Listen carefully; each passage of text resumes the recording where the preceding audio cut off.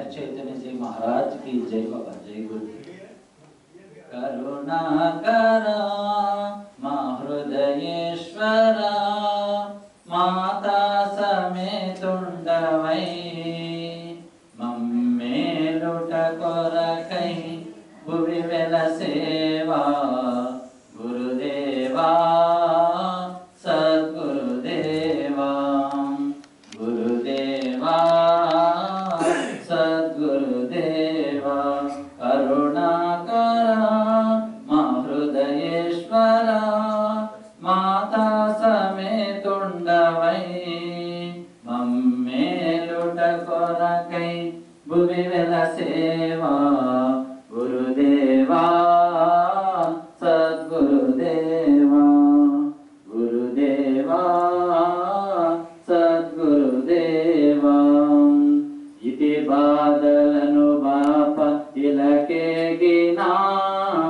నీ పదము నామదిని నిలపేనురా ఇతి బాదలను బాప ఇలకేగినా నీ పదము నామదిని నిలపేనురా సత్యమూర్తి శాంతి దూత సత్యమూర్తి శాంతి దూత ననుగన్న నా తండ్రి నీవేరా కరుణాకరా మా హృదయేశ్వరా మాతా సమేతుండవై మమ్మేలుట కొరకై భువి వెలసేవా గురుదేవా సద్గురుదేవా తను వెళ్ళని పాదముల చెంతనే అర్పించి తరించదలచేనురా తను వెళ్ళని పాదముల చెంతనే అర్పించి తరించదలచేనురా ప్రేమమూర్తి బంధ విముక్తి ప్రేమమూర్తి బంధ విముక్తి పొందేను నీ కరుణ చూపగనే కరుణాకరా మా హృదయేశ్వరా మాతా సమేతుండవై మమ్మేలుట కొరకై భువి వెలసేవా గురుదేవా సద్గురుదేవా శ్రీ మెహరు చైతన్య సద్గురుదేవా మా ఆత్మ మేల్కొల్ప వచ్చావయ్యా శ్రీ మెహరు చైతన్య సద్గురుదేవా మా ఆత్మ మేల్కొల్ప వచ్చావయ్యా సత్యమేదో తెలిపినావే సత్యమేదో తెలిపినావే సహవాస కార్యాలు చేపట్టి కరుణాకరా మా హృదయేశ్వరా మాతా సమేతుండవై మమ్మేలుట కొరకై భువి వెలసేవా గురుదేవా సద్గురుదేవా గురుదేవా सद्गुरुदेवा मातृश्री मेहर गायत्री देवी समेत सद्गुरु श्री मेहर चैतन्य जी महाराज की जय।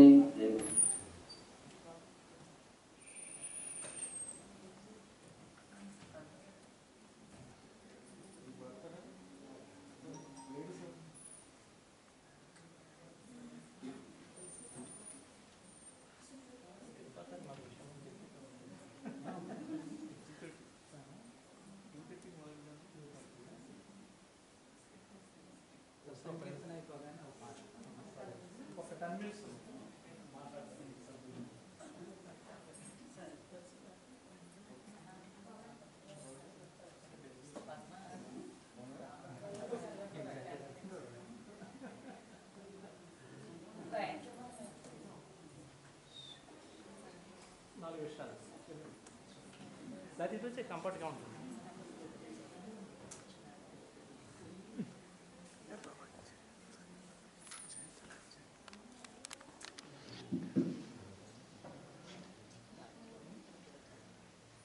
ताज मेहर बाबा की ताज मेहर बाबा की ताज मेहर बाबा की मातृश्री मेहर गायत्री देवी समेत सद्गुरु श्री मेहर केतन जी महाराज की मातृश्री मेहर गायत्री देवी समेत सद्गुरु श्री मेहर केतन जी महाराज की मातृश्री मेहर गायत्री देवी समेत सद्गुरु श्री मेहर केतन जी महाराज की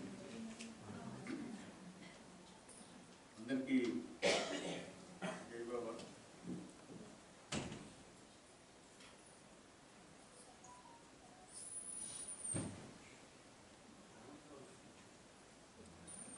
ఈ కేంద్రం సద్గురు సార్వభౌముడైనటువంటి సద్గురు శ్రీ మెహర్కీర్తి మండలం 2019లో ప్రారంభించబడింది. దానికి సంబంధించిన వార్షికోత్సవం మనం వేడుకగా జరుపుకుంటున్నాం. దీంతో పాటు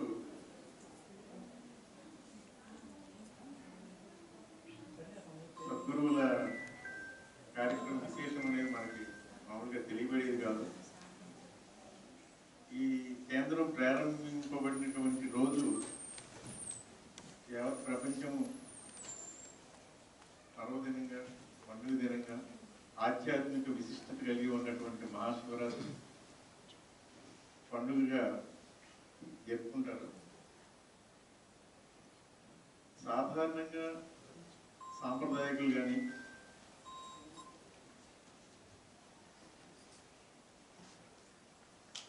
ఈ మహాశివరాత్రి యొక్క విశిష్టత, ఆధ్యాత్మిక విశిష్టత తెలియకుండానే మనం మన పూర్వీకులు, మన పెద్దలు, మన కుటుంబీకులు కొనసాగించే సాంప్రదాయాన్ని అనుసరించి పూజలు చేసుకోవడం, జాగరణ చేసుకోవడం జరుగుతుంది. కాకపోతే ఈ మహాశివరాత్రి యొక్క ఆధ్యాత్మిక విశిష్టత దేనికి ఉద్దేశింపబడింది? ఒరిజినల్గా ఆదిలో ఈ శివరాత్రి అనే పండుగ ఎందుకు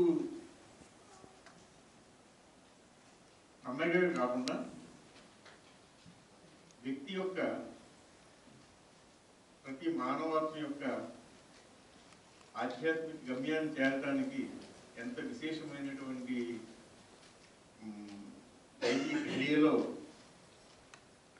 తెలియజేసినటువంటి ఒక ప్రవచనం, సద్గురుదేవుల ప్రవచనం. ఇప్పుడే మన సోదరు నారాయణ గ్రూప్లో పెట్టాడు. అది ఒకసారి మనం యాజ్ ఇట్ ఈజ్ సద్గురు ముక్తః వ్యక్తమైంది కాబట్టి అది దైవ విజ్ఞానంతో సమానం కాబట్టి అది ఒకసారి మనం రిఫర్ తీసుకుని then will start a programme. Shivaratri ఇది మనందరికీ తెలుసున్నదే, మెహరులో వచ్చింది. హిందువులకు అత్యంత పవిత్రమైన పర్వదినం. దాని అంతరార్థం తెలియకపోయినా ఆ రోజు శివుని ఆరాధిస్తూ, శివుని పరంగా నియమనిష్టలు కలిగి నిద్రాహారాలు మాని ఆ దేవదేవుని లింగ రూపంలో ఆరాధిస్తారు. శివరాత్రి నాటి రోజు కటిక అమావాస్య చీకటి. ఈ చీకటి యొక్క అంతరార్థం ఏమిటి? చీకటిలో ఏ వస్తువులు ఉన్నా, ఎవరు ఉన్నా, ఏమి ఉన్నా మనకు అగుపించవు. ఏమీ లేని దానిని, ఏమీ అగుపించని ఆ స్థితిని శూన్యంగా భావిస్తారు. ఇట్టి శూన్య స్థితి లేక శివరాత్రి ఆధ్యాత్మిక పరిధిలో నిర్వాణ అనుభవానికి ప్రతీక. ఈ స్థితి సంస్కారములు, ఆశలు, కోరికలు, అలవాట్లు, అహంకారము నశించిన స్థితి.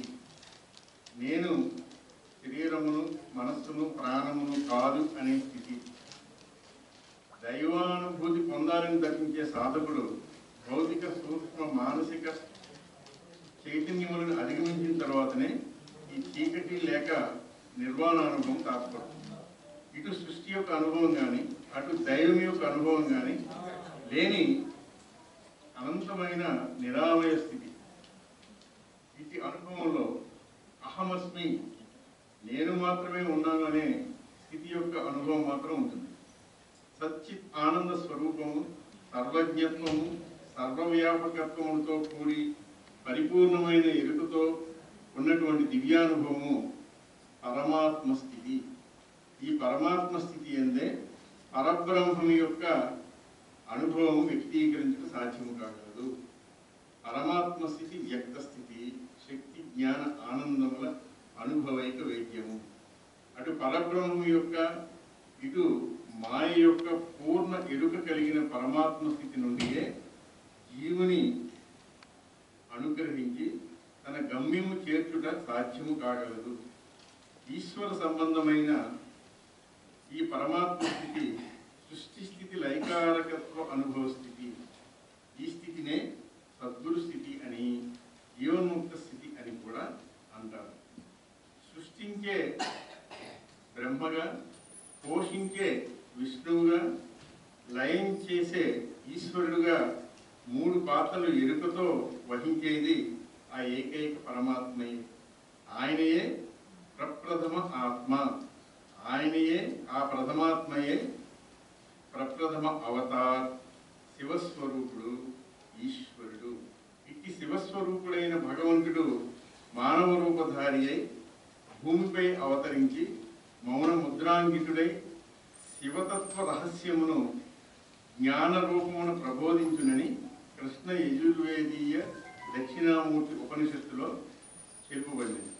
అప్పటి సద్గురువు మార్కండేయ మహర్షి ఈ ఉపనిషత్తును సౌనకాది మునులకు చెప్పి ఉన్నారు.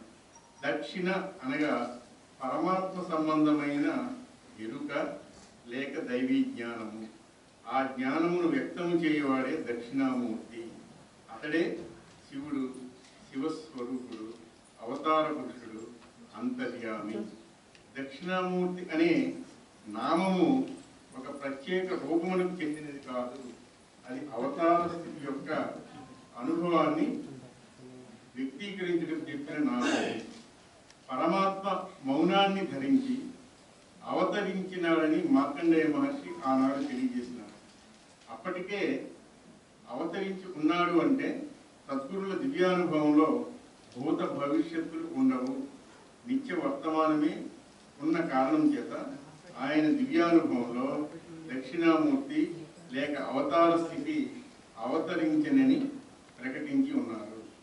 అట్టి దివ్య ప్రకటన నేటికి వ్యక్తమైన అవతారమూర్తి అయిన మెహర్ బాబాయే ఆ దక్షిణామూర్తి అని రుజువు చేయుచున్నది. ఇట్టి శివతత్వ జ్ఞానము కలిగిన శివాంశ సంభూతునకు ప్రతీక శివలింగము. ఈ శివలింగాన్ని పరిశీలిస్తే 4 భాగాలుగా గోచరిస్తుంది. శివలింగ ఊర్ధ్వ భాగం ఒకటిగాను, క్రింది 3 భాగములు ఆధారంగాను ఉంటాయి. శివలింగ పై భాగము శక్తి స్వరూపంగా వర్ణించారు. అట్టి శక్తినే పార్వతి అని, ప్రకృతి అని, మాయాశక్తి అని, సృష్టి అని పిలుస్తారు. మిగిలిన అధో భాగాలు సమస్తానికి ఆధారమైన మహా చైతన్యము, అదే చైతన్య భూమికలకు ప్రతీక. ఇట్టి మహా చైతన్యవంతుడైన శివస్వరూపుడే అవతార పురుషుడు లేక సద్గురువు. ఇట్టి అవతారాలకు కానీ సద్గురువులకు కానీ భార్యలుంటే వారు శక్తి స్వరూపుని పాత్రలుగా వారి కార్యక్రమానికి వినియోగించుకుంటారు. భార్యలు లేని వారైతే వారి శిష్యగణంలో ఒకరిని శక్తి స్వరూపానికి ప్రతీకగా వినియోగించుకుంటారు. ఉదాహరణకు సద్గురు ఉపాసిని మహారాజు గోదావరి మాయిని, మెహర్ బాబా మెహరామాయిని అట్టి పాత్రకు వారి విశ్వ దైవీ కార్యక్రమంలో వినియోగించుకుని ఉన్నారు. కొన్ని చిత్రాలు మనం గమనించినట్లయితే పార్వతి శివునిపై నెట్టి అనగద్రొక్కున్నట్లు గమనిస్తాం. అంటే అనంత ఆనందానికి, సర్వవ్యాపక స్థితికి సంబంధించిన శుద్ధ చైతన్య అనుభవము పొందకుండా ప్రకృతి అనే మాయాశక్తి అనగదొరుకుతున్నది అని దాన్ని అధిగమించాలనే భావము ఇక్కడ వ్యక్తమవుతున్నది. ఉపనిషత్ ప్రమాణముచే పరమాత్మ మానవావస్థానములకు దిగుటచే ఆయన దక్షిణాభిముఖుడైనాడని వర్ణింపబడినది. కావున దక్షిణామూర్తియే అవతార్, అంతేగాని దక్షిణామూర్తి అను పేరు గల అవతారము కానీ వ్యక్తి కానీ వేరే ఉందని భావించరాదు. ఇట్టి దక్షిణామూర్తిని శివస్వరూపుడని అభివర్ణించి ఉన్నారు. అందుకు శివుడు అంటే అవతార పురుషుడు లేక వ్యక్త బ్రహ్మము అనే భావమే కానీ త్రిమూర్తులలో ఒకడకు మహేశ్వరుడు కాదు. వేదములలో శివశబ్దమును ప్రస్తావించినప్పుడు దానికి ఇదే అర్థం. పురాణాలలో పరిమిత రూపానికి సంబంధించిన వర్ణనలు చేయుట వలన శివశబ్దానికి విస్తృత గూఢార్థము మరుగుపడిపోయినది. వేదములలోని రుద్రాధ్యయనములో ఈ సమస్త చరాచర జగత్తు శివస్వరూపముగా వర్ణించబడింది. పరాత్పర పరబ్రహ్మ సంబంధమైన ఎరుకతో తాను ధరించిన దివ్య దేహము ద్వారా వ్యక్తము చేయునదే దక్షిణ అనబడే జ్ఞానము. అతి దక్షిణ జ్ఞానమును ప్రత్యక్షపరచుకున్నటయే పరమ రహస్య శివతత్వ జ్ఞానము. ఇది అవతారణకు సద్గురులకు మాత్రమే ఇప్పటి వరకు పరిమితమై ఉండేది. దీనినే మెహర్ బాబా సులూక్య చైతన్యానుభవము అని ఉటంకించారు. ఇది దైవీ జ్ఞానాన్ని ప్రసాదించడానికే నేను అవతరించాను, అందుచేత అందరూ నా వద్దకు రండి అని మెహర్ బాబా ప్రకటించి ఉన్నారు. అట్టి ప్రకటనయే మానవ జాతికి ఒక మేల్కొలుపు. ఇప్పటి వరకు అట్టి దక్షిణ జ్ఞానము బహిర్గతము కాలేదు. ఇట్టి జ్ఞానమును అవతార్ మెహర్ బాబా చతుర్విధ దివ్యయానములుగా తన భగవద్గీత అనే గ్రంథరాజ్యంలో నిక్షిప్తపరిచి ఉన్నారు. ఈ విధమైన అవగాహనలో సాధకుడు శివుని ఆరాధించినట్లయితే శివాంశ సంభూతుడైన అవతాని యొక్క కానీ సద్గురు యొక్క కానీ అనుగ్రహం పొంది ఆత్మపరమైన గమ్యము చేరే అవకాశం ఉంటున్నది. జై బాబా. ఇది మహాశివరాత్రి యొక్క విశిష్టత.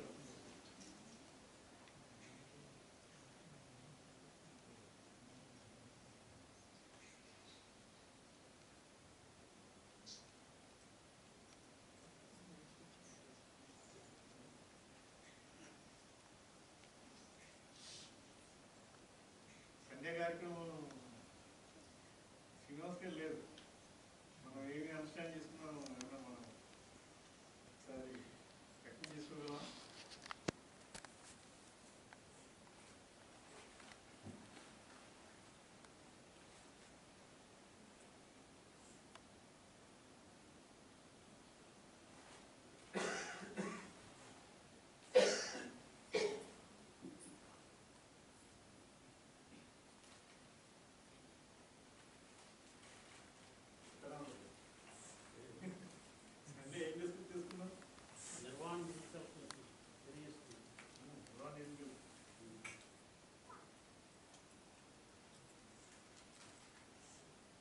దానికి అవసరమైన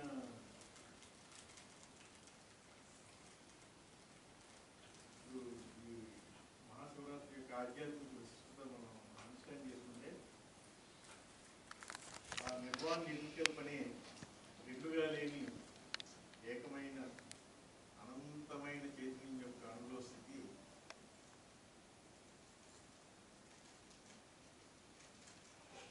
ఏమిటి విశేషం? మేల్కొల్పు ప్రక్రియ.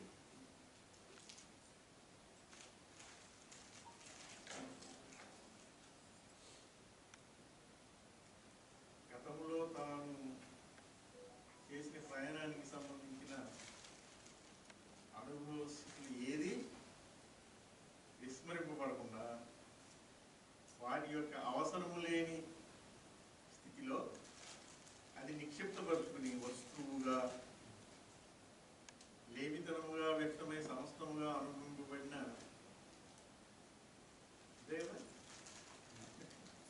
సమస్తముగా అనుభవింపబడిన వస్తుత్వము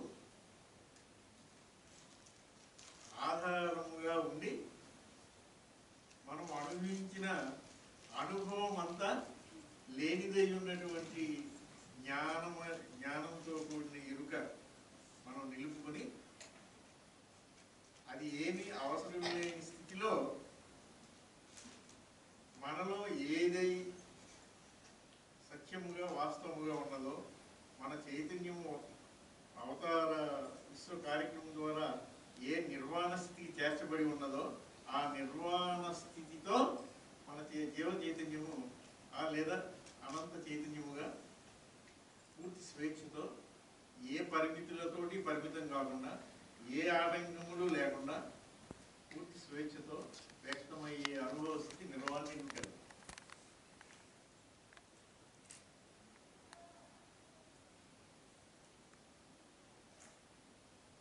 ఈ విధంగా గతంలో మనం పొంది ఉన్న అనుభవ స్థితులు విస్మరింపబడినకుండా మనలో నిక్షిప్తపరిచి మనలో పదిలపరిచి అవసరమైనప్పుడు వాటి యొక్క ఎరుగని జ్ఞానముగా ప్రస్ఫుటపరుస్తున్నటువంటి ఫ్యాకల్టీ ఏది? దాని గురించి చెప్పుకున్నాం మనం.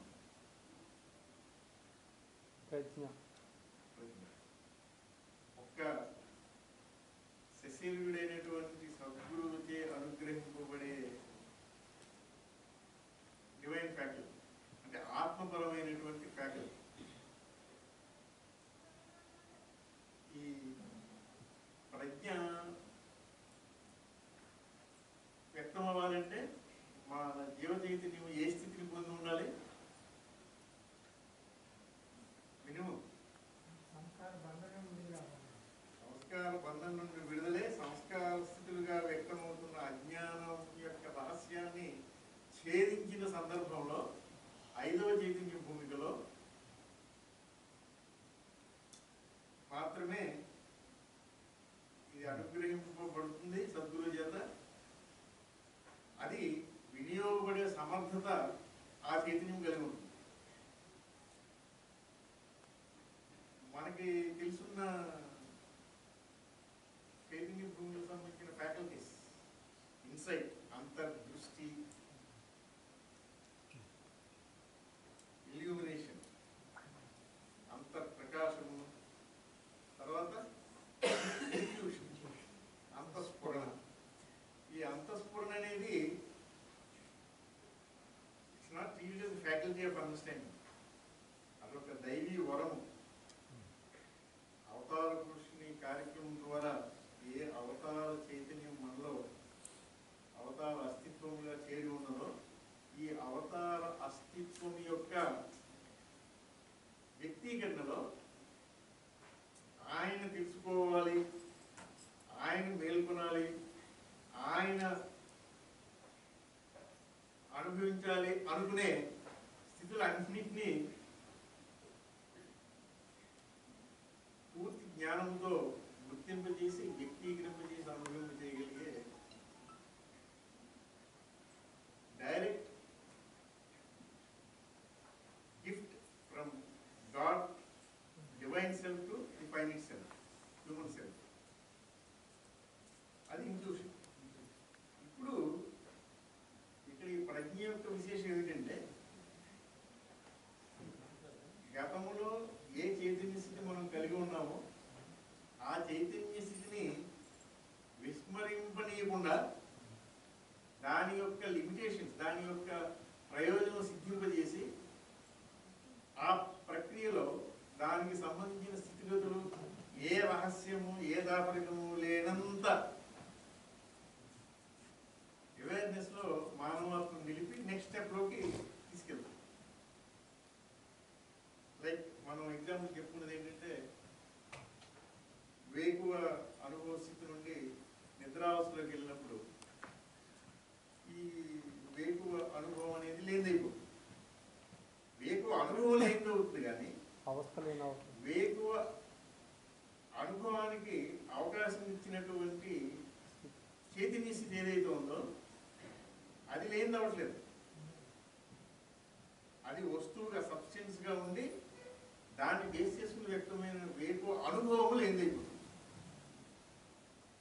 లేదైనప్పటికీ ఆ సబ్స్టెన్స్ గా ఉన్నటువంటి వేకువ స్థితి యొక్క వస్తుత్వంలో ఈ ప్రజ్ఞ మనము నెక్స్ట్ ఏ అనుభవ స్థితిలో ప్రవేశిస్తున్నామో, ఏ చైతన్య స్థితిలో ప్రవేశిస్తున్నామో, స్వప్నానుభవం అంటే లుప్త చైతన్య లేదా లుప్త చైతన్య స్థితి, దాంట్లో ప్రవేశించినప్పుడు ఏదైతే ఏ అనుభవం అయితే లేని దానికి సంబంధించిన చైతన్య స్థితి మాత్రం కంటిన్యూ అవుతున్నది విత్ అవేర్నెస్. అది ప్రజ్ఞ. సో ప్రజ్ఞ అనేది మనం కోరితే వచ్చేది కాదు, మనం ప్రయత్నం చేస్తే మనకు సాధ్యమయ్యేది కాదు. ఎందుచేతంటే ప్రజ్ఞగా మనలో బ్లాజం అయ్యేది, వికసించేది ప్రజ్ఞా వికాస స్థితి సద్గురు యొక్క వ్యక్తీకరణ. సద్గురువు అనంత ప్రజ్ఞాస్వరూపమై ఆ దేవదేవుని యొక్క అవతార అస్తిత్వానికి సంబంధించిన సర్వోన్నత స్థితిలో తాను ఈ ఉపాధిలో ఈ మానవాత్మ ప్రజలో మేల్కొనాలి అని సంకల్పించినప్పుడు ఆ సంకల్పాన్ని సిద్ధింపజేయడానికి అనంత ప్రజ్ఞాస్వరూపుడైన సద్గురువు మనలో ప్రజ్ఞగా వ్యక్తమై మనము ఏ స్థితిలో ఉన్నామో ఆ స్థితి యొక్క అజ్ఞానం పురస్కరించి దాని యొక్క పరిపూర్ణమైన జ్ఞానాన్ని ఆయన తెలుసుకుంటూ ఆ జ్ఞానము మనకు సంతరింపజేసి ముందుకు పురోగమింపజేసే విశేషమైన ప్రక్రియ. దీనికి 3 రకాలుగా చెప్పారు మెహర్ బాబు. మనం ప్రేయర్స్లో కూడా చేస్తాం. You are the ocean of knowledge, all knowing, infinitely knowing. All knowing ఏంటి, ఇన్ఫినిట్లీ నోయింగ్ ఏంటి? ఇది కాకుండా ఇంకోటి వాడారు, nothing and everything. First 3 topics మనం అధ్యయనం చేయాలనుకున్నాం. ఓషన్, నథింగ్ అండ్ ఎవ్రీథింగ్, నిర్మాణికల్, సింగిల్ పేజ్ టాపిక్స్. దాంట్లో 3వ వర్డ్ ఇచ్చేసారు, the all knowledge, all knowing, all నాలెడ్జ్ఫుల్, infinitely knowing God was originally unconscious about himself అన్నారు. ఈ 3 పదాలని మనం ఏ విధంగా అర్థం చేసుకోగలం? భగవంతుడి గారి ప్రార్థన అయితే ఆల్ నోయింగ్, నీవు జ్ఞాన సాగర, సర్వజ్ఞుడు, అనంత జ్ఞానివి. ఓకే, ఎంతవరకు బాగానే ఉంది. మరి ఆల్ నాలెడ్జ్,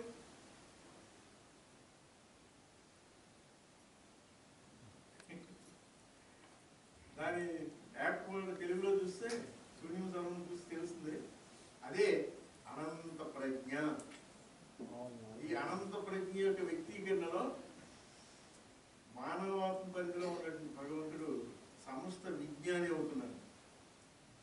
జ్ఞాని, విజ్ఞాని, అనంత జ్ఞాని ఇన్నున్నాయి మెలుగు ప్రక్రియలో.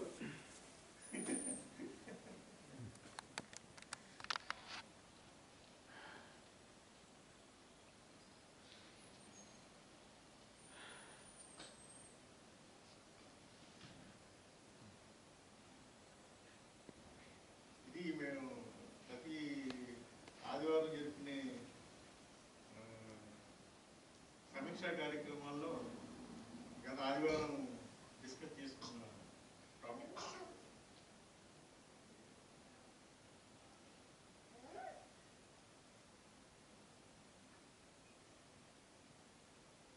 ఈ పదాలు ఏమన్నా ఇప్పుడు డిస్కస్ చేసుకున్న స్పెల్అవుట్ చేసిన సబ్జెక్ట్లో ఏమన్నా ఇంకా వివరణ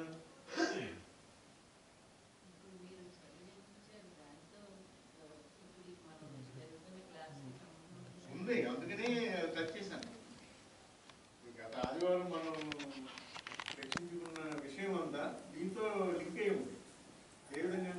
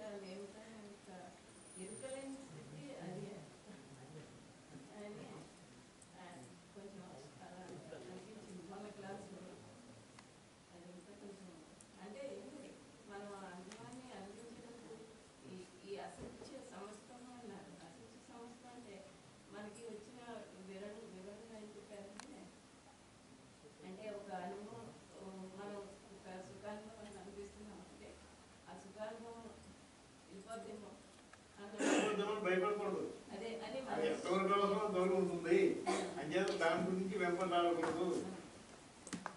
ఇప్పుడు ఈ క్షణంలో ఆ సంతోషానుభవం, ఆ ఆనందానుభూతి అవసరం కాబట్టి అది వ్యక్తమైంది. కానీ అది పరిపూర్ణ అనుభవం కాదు. అది పరిపూర్ణ అనుభవంగా వ్యక్తమైంది అంటే దానికి సంబంధించిన ద్వంద్వ స్థితులు రెండు ఒకే క్షణంలో మీరు ఎరుక కలిగి ఉండగలగాలి అంటే మీకు ప్రజ్ఞ అనుగ్రహించబడాలి. ఈ ప్రజ్ఞ యొక్క నియమం ఏంటంటే, ఇప్పుడు ఆనందం యొక్క అనుభవంలో ఉన్నప్పుడు దీని వెనుక ఈ ఆనంద అనుభవం యొక్క పరిపూర్ణతను సిద్ధింపజేసే దీని పార్శ్వము ఒక అర్ధభాగము ఉన్నది అవ్యక్తమై. ఆ అవ్యక్తమై ఉన్నటువంటి స్థితి కూడా ఈ వ్యక్తమైన స్థితిని అనుభవిస్తున్నప్పుడు అది ఎరుక కలిగి ఉంటారు. అంచేత ప్రజ్ఞ యొక్క వ్యక్తీకరణలో ఏది దాచబడదు, ఏ రహస్యము ఉంచబడదు. అంటే మనం ఏ స్థితిలో ఉన్నాం, ఇప్పుడు ఏ స్థితిలో ఉన్నామో ఆ స్థితికి సంబంధించిన సమస్తము మీరు జ్ఞానం కలిగి ఉంటారు. అది ప్రజ్ఞ. అది ప్రజ్ఞ యొక్క వికాసం. అప్పుడు ఏ అనుభవ స్థితి తీసుకున్నా దానికి రెండు ఉంటాయి కాబట్టి ఒకటి యాక్సెప్ట్ చేసేది, ఒకటి వద్దనుకునేది, ఒకటి కావాలనుకునేది, ఒకటి వద్దనుకునేది, రెండు ఉంటాయి. ఈ రెండింటి యొక్క ఏకోన్ముఖత్వము మీకు ఎరుకనిస్తుంది ప్రజ్ఞ. ఓకే, అప్పుడు లేనిది అనేది ఉండదు, లేనితనం అనేది ఉండదు. ఎందుకంటే ఉన్నదే అక్కడ వ్యక్తమైంది. ఏది ఉన్నది? దైవీ అస్తిత్వం. ఆ ఉన్నది దైవంగా వ్యక్తమైందా? దైవీ పరిపూర్ణతతో వ్యక్తమైందా? అపరిపూర్ణతతో వ్యక్తమైంది. పాక్షికంగా వ్యక్తమైంది అనేది ప్రజ్ఞ మీ చేత గుర్తింపు చేస్తుంది. అందుచేత వ్యక్తమైనది ఏదైనా సరే భగవంతుని యొక్క అస్తిత్వంలోని భాగమే. అంచేత ఉన్నదంతా భగవంతుడే. అది అవ్యక్తముగా ఉన్న, పాక్షికంగా వ్యక్తమైన, పరిపూర్ణంగా వ్యక్తమైన ఇదంతా కూడా భగవంతుని యొక్క లీలా విశేషమే అని ప్రతి క్షణము మీ చేత గుర్తింపజేసి, ఆస్వాదింపజేసి, అనుభూతి పొందింపజేస్తుంది ప్రజ్ఞ. ఇంకా అట్లా భగవంతుడు ఉన్నాడు, లేడు, లేని, లేదా సర్వము, సమస్తం ఇంకేం లేదు. అందుకే ప్రజ్ఞ అనేది అనుగ్రహింపబడినప్పుడు దైవము కోసమే జీవింపజేస్తుంది, దైవము కోసమే ఆలోచింపజేస్తుంది, దైవము కోసమే అనుభూతపరుస్తుంది. అంటే దైవం తప్పితే ఇంకేం లేదు మీకు, మీ అవేర్నెస్ లో, మీ ఎరుకలో.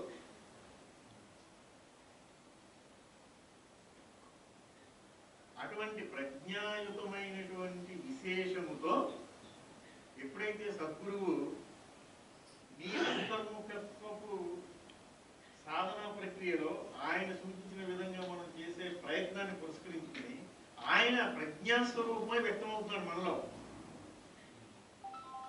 ఆయనే ధ్యాని అయి మన ధ్యానంలో కూర్చున్నప్పుడు ఆయన యొక్క ప్రజ్ఞా వికాసంతో ధ్యానిస్తాడు. అది ధ్యానం అయిపోతుంది, అది జ్ఞానం అయిపోతుంది, ఆత్మజ్ఞానం అయిపోతుంది. అది కాకుండా మనం మనసు పరిధిలోనే ఆ ధ్యానం చేసుకుంటూ వెళ్ళామనుకోండి, ఇంటలెక్చువల్ నాలెడ్జ్ ఎంతవరకు ఉంటుంది? అక్కడ వరకు ఉంటుంది. తర్వాత మళ్ళీ రిఫర్ చేసుకున్నప్పుడు ఉంటుంది, ఇంకో టాపిక్లోకి, ఇంకో బుక్లోకి వెళ్ళేది అది అదృష్టం. కానీ ప్రజ్ఞా స్వరూప స్థితిగా సద్గురువు ఆ టాపిక్ని తాను ధ్యానిగా నీ ధ్యానంలో వ్యక్తమైనప్పుడు ఏ స్థితిలో కూడా అది విస్మరింపబడదు. ఈ పోటీవాణి అయిపోయింది. మరి అందరూ చూపించేసినందుకు అక్కడికి వెళ్ళాలి కదా, అందరూ ఏ స్థితిలో ప్రవేశిస్తారు కదా, అక్కడ కూడా ఇది విస్మరింపబడదు.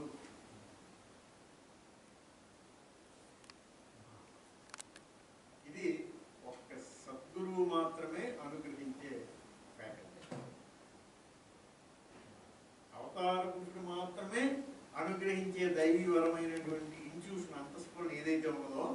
అదేవిధంగా సద్గురువు చేత అనుగ్రహింపబడే హైయెస్ట్ స్పిరిచువల్ గిఫ్ట్ ఈజ్ ప్రజ్ఞ.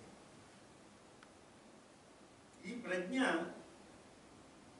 మన సండే చెప్పుకున్నది ఏంటంటే ఈ ప్రజ్ఞకు కూడా పరాకాష్ఠ స్థితి ఉంది.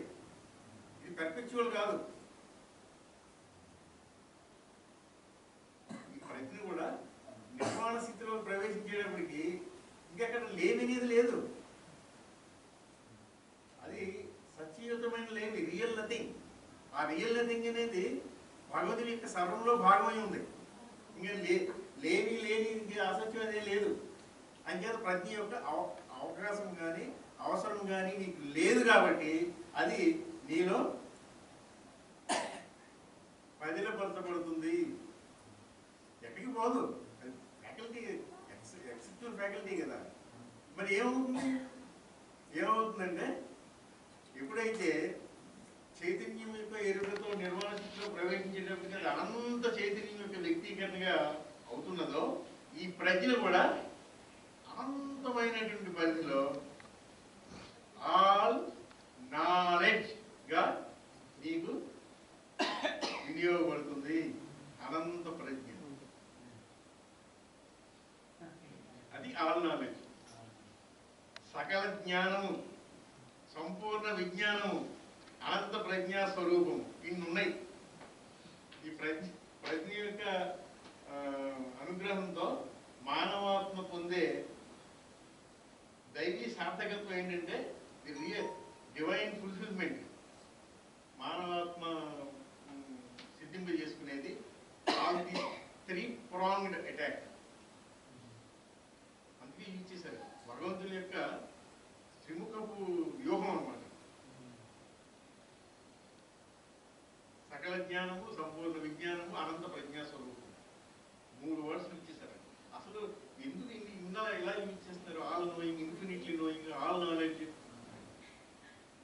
ఒక ప్రజ్ఞ మాత్రమే గుర్తింపు చేస్తుంది. ఈ ప్రజ్ఞ యొక్క వికాసంలో సద్గురువు నిర్వహిస్తున్నటువంటి మెహర్ బాబా వారి ఆధ్యాత్మిక మేల్కొలుపు, దైవీ మేల్కొలుపు యొక్క కార్యక్రమంలోని విశేషం. దాంట్లో ఎన్ని డైమెన్షన్స్ ఉన్నాయో, ఎన్ని మానవాత్మలు గమ్యము చేర్చబడడానికి ఉద్దేశింపబడి ఈ కార్యక్రమం నిర్వహింపబడుతుందో అన్ని డైమెన్షన్స్ ఉన్నాయి. అన్ని డైమెన్షన్స్ నథింగ్ డైమెన్షన్లో టచ్ చేశారు మెహర్ బాబా. సో ప్రతి డైమెన్షన్లో ఆ సద్గురుదేవుల యొక్క కార్యక్రమం వైభవము వర్ణనాతీత పరిధిలో వ్యక్తపరిచాం. గురుదేవులు చెప్పారు, సద్గురువు కూడా వ్యక్తపరచలేడు. ఆయన అవతార పురుషుడు కాబట్టి, ఆయన కార్యక్రమం కాబట్టి, ఆయనే సద్గురువుగా ఈ కార్యక్రమం ఫుల్ఫిల్ చేసుకుంటారు కాబట్టి ఆయన మాత్రమే వ్యక్తం చేయగలిగారు.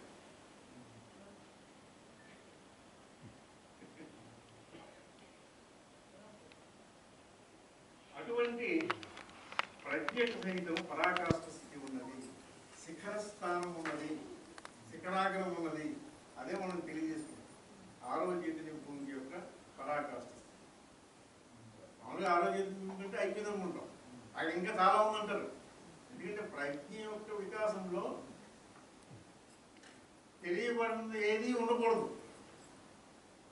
మరి చైతన్య పరిధిలో అక్కడికి వెళ్ళిపోయిన తర్వాత మరి స్థూలభవనం, gross sphere, subtle sphere, mental sphere, composite sphere, real sphere, ఇవన్నీ ఎక్కడ తారసపడుతున్నాయి ఈ చైతన్య భూమి యొక్క పురోగమనంలో. ఆయనేమో మెహర్ బాబా కంఫర్టబుల్ గా కళ్ళ గంటలు కట్టి తీసుకెళ్లి బళ్ళు మంది తెలవాడినట్టు నిర్మాణ ఓపెన్ చేస్తారు. అది కాదు సద్గురు యొక్క కార్యక్రమం చేయడం. అది కాదు. ఈ 3 aspects, all knowing, infinitely knowing, all knowledgeful, enrichment అనేది నీవు అజ్ఞానంలో ఉండగానే అజ్ఞానం అంటే ఏమిటో తెలియకుండా ఉన్న సందర్భంలో ఇది అజ్ఞానము అని ఈ చేత గుర్తింపజేసి ఈ అజ్ఞాన స్థితి యొక్క అనుభవంలో ఉంటూనే దానికి అన్యముగా సాక్షిభూతముగా ఉంచగలిగి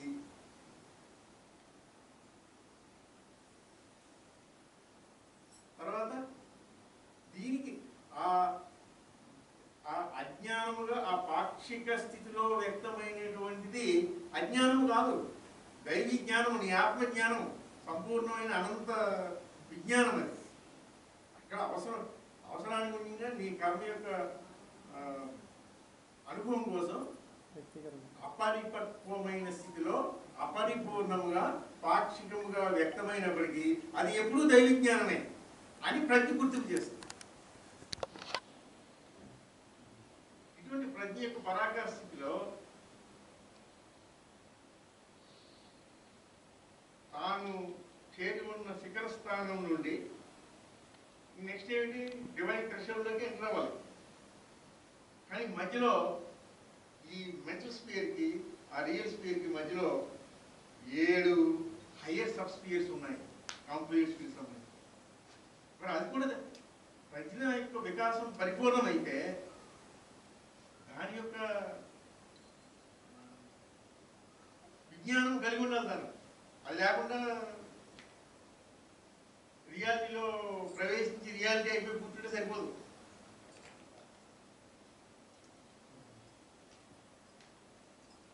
దాన్ని సుప్రామెంటల్ స్పియర్స్ అన్నారు. ఒక డైమెన్షన్ సుప్రామెంటల్ ఎగ్జిస్టెన్స్ అంటే మెంటల్ స్పియర్ కి రియల్ స్పియర్ కి మధ్యలో, అంటే ట్రాన్సెండెంటల్ ఆఫ్ మెంటల్ స్పియర్. అంటే మనం ఇప్పుడు అండర్స్టాండ్ చేసుకున్న దాని ప్రకారం ఆ రోజైతే భూమిగా అనుభవం పొందిన తర్వాత కూడా దానికి అతీతమై ఉండి మళ్ళీ 3 ఉంటాయి. ఇంకో ప్యాకేజ్, నాలెడ్జ్ ప్యాకేజ్ ఏదో ఉందో కదా, అది ప్రతి గుర్తింపు చేస్తుంది. ఉండి అప్డేట్ జంప్ చేయకుండా ఉంది.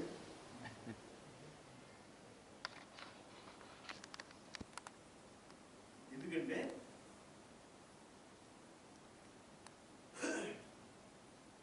అది తెలుసుకోవాల్సిన అవసరం ఏ వ్యక్తికి ఉంటుంది. ఆ 7 హైయర్ సబ్ స్పియర్స్ లో, ఆ సుప్రామెంటల్ ఎగ్జిస్టెన్స్ లో కూడా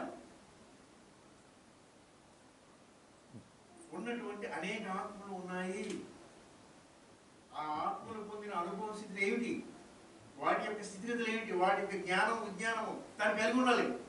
లేకపోతే తను ఎలా రియల్ స్పీడ్లోకి వెళ్ళిన తర్వాత ఇదంతా నేనే, ఇదంతా నాదే అని అనుకుని స్వార్జితం లేదా స్వానుభవంగా స్వీకరించినప్పుడు అనంత ప్రజ్ఞగా వ్యక్తీకరింపు చేసుకునే శివాత్మగా ఈ సుప్రామెంటల్ స్పియర్స్ లో ఉన్నటువంటి ఆత్మలకు కూడా సహాయం చేయాల్సిన అవసరం ఉంటున్నది. ఆ విధంగా ఉన్న వ్యక్తులకు మాత్రమే this exposure is cannot be avoided.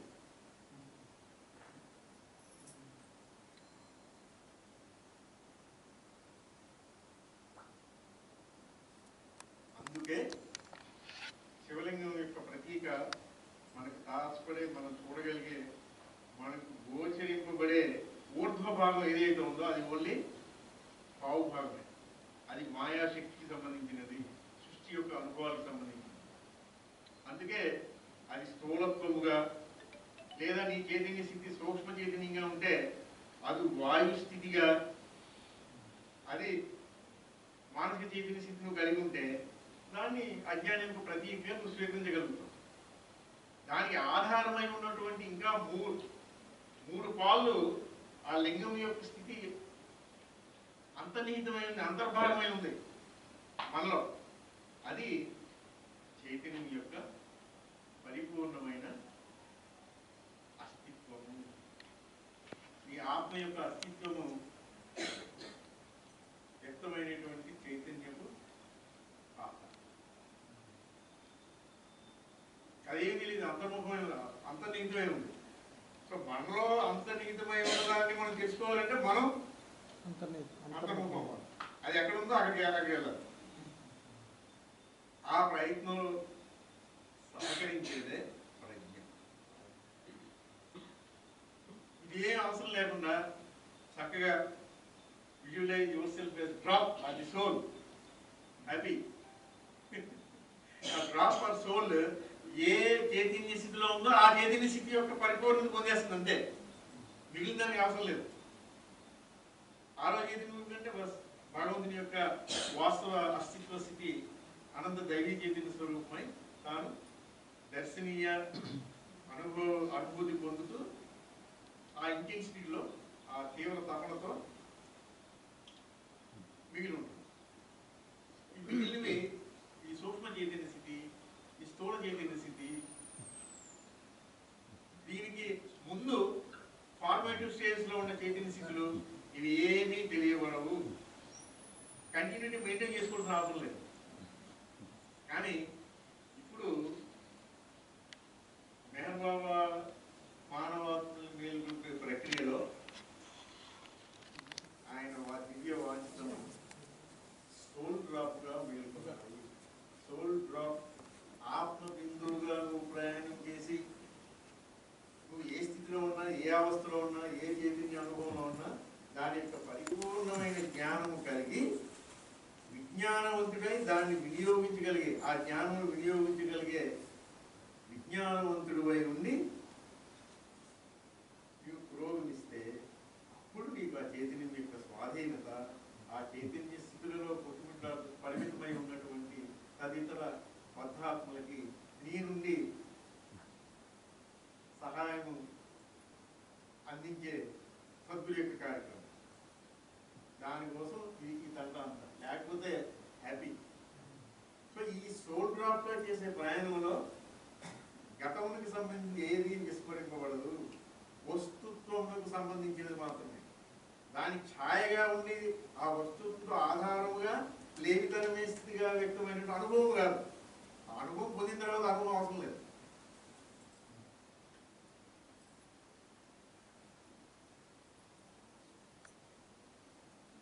అందుచేత స్థూల చైతన్య స్థితిని అధిగమించి సూక్ష్మ చైతన్య స్థితికి ప్రవేశించిన మానవాత్మకి స్థూల చైతన్య స్థితి విస్మరింపబడదు. దీని యొక్క మరొక డైమెన్షన్. మానసిక చైతన్య స్థితిలో ప్రవేశించినప్పుడు స్థూల సూక్ష్మ చైతన్య స్థితిలో విస్మరింపబడవు. ఈ రెండు కలిపే పరిపూర్ణ మానసిక చైతన్య స్థితి అనుభవిస్తుంది. నిర్వాణ నిమిషంలో ప్రవేశించినప్పుడు ఈ మూడు విస్మరింపబడవు. అంచేత ఈ మూడు చైతన్య స్థితులకి సంబంధించిన gross sphere, sub sphere, mental sphere, composite sphere, ఈ నాలుగు కూడా లేనివైపు ఉన్నవి. ఎందుకంటే తన ఆత్మ యొక్క అనుభవానికి సంబంధించిన ఏకత్వపు ఎరుకలో తానే ఈ స్పియర్స్ అన్నిటిలో తదితర గమ్యము చేరిన ఆత్మలుగా అనేక తత్వభేదంతో కూడిన ఉపాధులతో ఉన్నది తానే అయి ఉన్నాడు అనే అనుభవం నిర్వాణ నిర్వికల్పం. సో నిర్వాణ నిర్వికల్పంలో ఈ 4 స్పీయర్స్ కి సంబంధించినటువంటి పరిపూర్ణమైన సమగ్రమైన జ్ఞానమును, ఏ జ్ఞానము ఇల్యూషన్ సంబంధించింది కాదు, అసత్యముకు సంబంధించింది కాదు, అజ్ఞానముకు సంబంధించింది కాదు, భగవంతుని అస్తిత్వములకు సంబంధించిన సత్యత్వమే, దైవీ జ్ఞానమే, అనంత చైతన్యమే. ఇక్కడ ఆ ఉపాధిలో ఆ అనుభవపరముగా, పాక్షికంగా, ఫ్రాగ్మెంటెడ్ స్టేట్ గా, అపరిపూర్ణంగా వ్యక్తమైనప్పటికీ కూడా అది నేనే అయి ఉన్నాను, ఆ అనుభవం నాదే అయి ఉన్నది అనే all knowledge,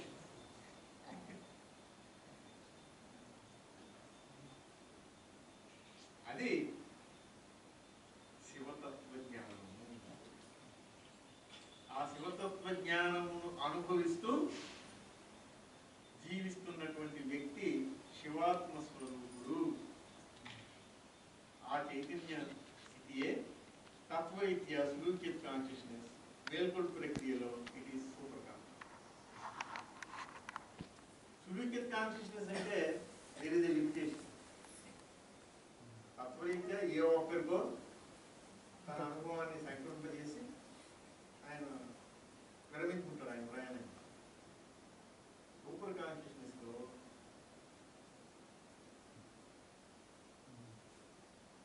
how does it differ? సమస్త చైతన్యం యొక్క పరిమితులు లేవు, అపరిమితం కాదు. ఆ కార్యక్రమం అనంతమైనది, ఎండ్లెస్ కంటిన్యూటీ.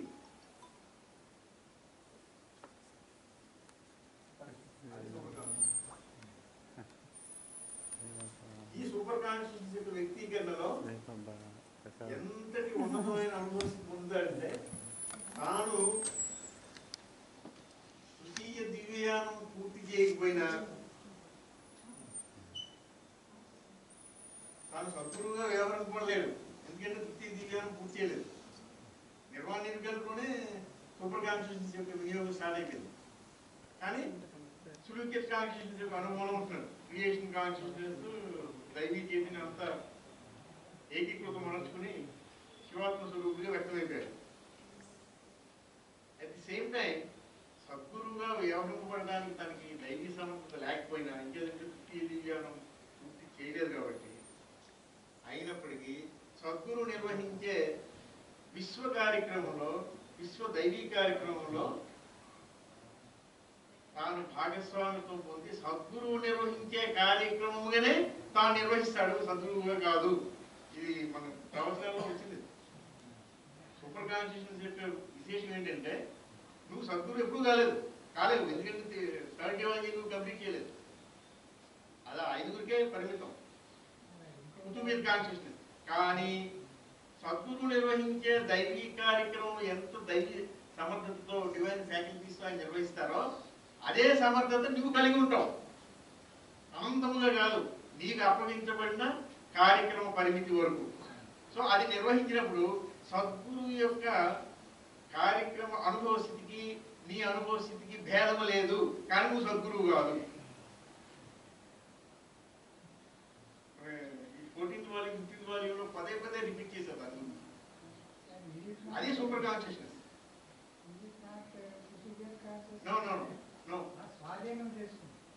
లేదు. సూపర్ కాన్షియస్నెస్ అంటే it embraces all states of consciousness.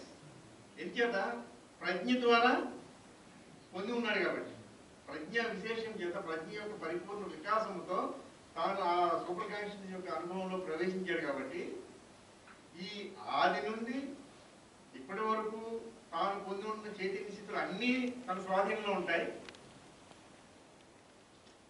రెండవ దివ్యయానానికి సంబంధించిన మూడవ దివ్యయానానికి సంబంధించినటువంటి కుతుబ చైతన్యం తనకి సంక్రమించదు. కానీ కుతుబ చైతన్యంతో సద్గురు నిర్వహించే కార్యక్రమము ఎంత పరిపూర్ణంగా వ్యక్తమవుతుందో అదే పరిపూర్ణత నువ్వు కలిగి ఉంటావు. ఆ పరిపూర్ణతను సిద్ధింపజేస్తూ సూపర్ కాన్షియస్. ఇది గురుదేవులు తెలియజేస్తుంది. 15th వాల్యూమ్లో ఎక్కువ టచ్ చేస్తుంది. అంటే వెంకటబాబు అసలు ఎక్కడ తీసుకెళ్ళిపోతారు మానవత్వం.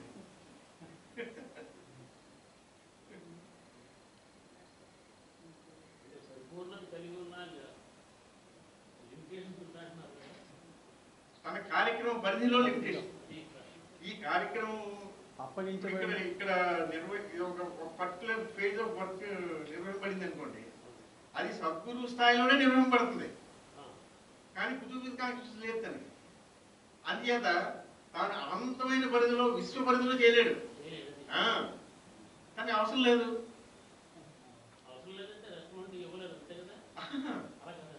అవసరం లేదు. ఎందుకంటే తాను లేడు.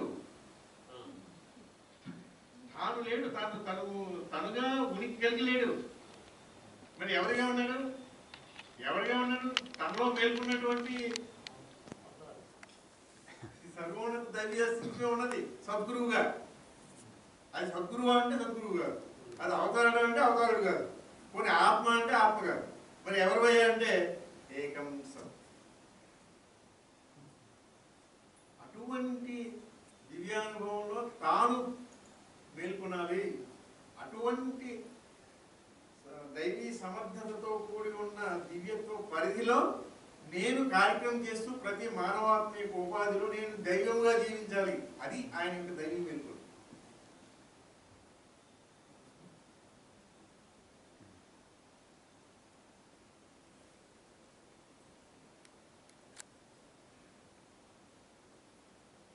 సో మనకి ఇచ్చిన అవకాశం ఎండ్లెస్. ఎంత పొటెన్షియల్ మనకి ఓపెన్ చేసి ఇచ్చేసారంటే మనం ఎంత ఇన్వాల్వ్ అయ్యి ఎంత ఆయనతో అనుసంధింపబడి ఉండగలుగుతాము. అంతకి 100 రెట్లు 1000 రెట్లు ఆయన ఓపెన్ చేసుకుంటే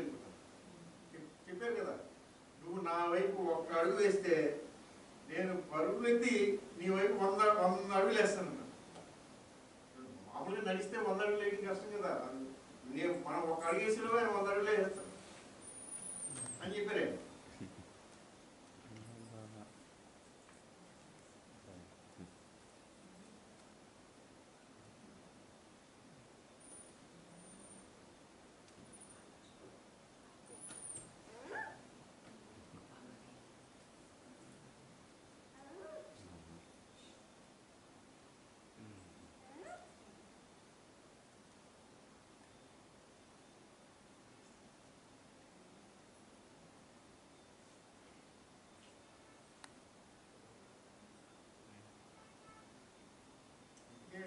మనం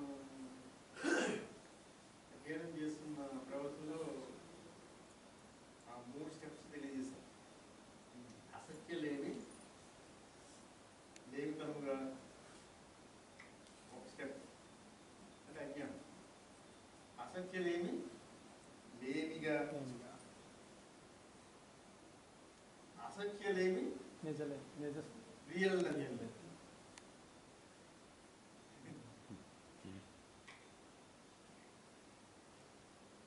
అసత్యలేమి సమస్తముగా అనుభవించేది లేమితనం పాసిబుల్ కదా.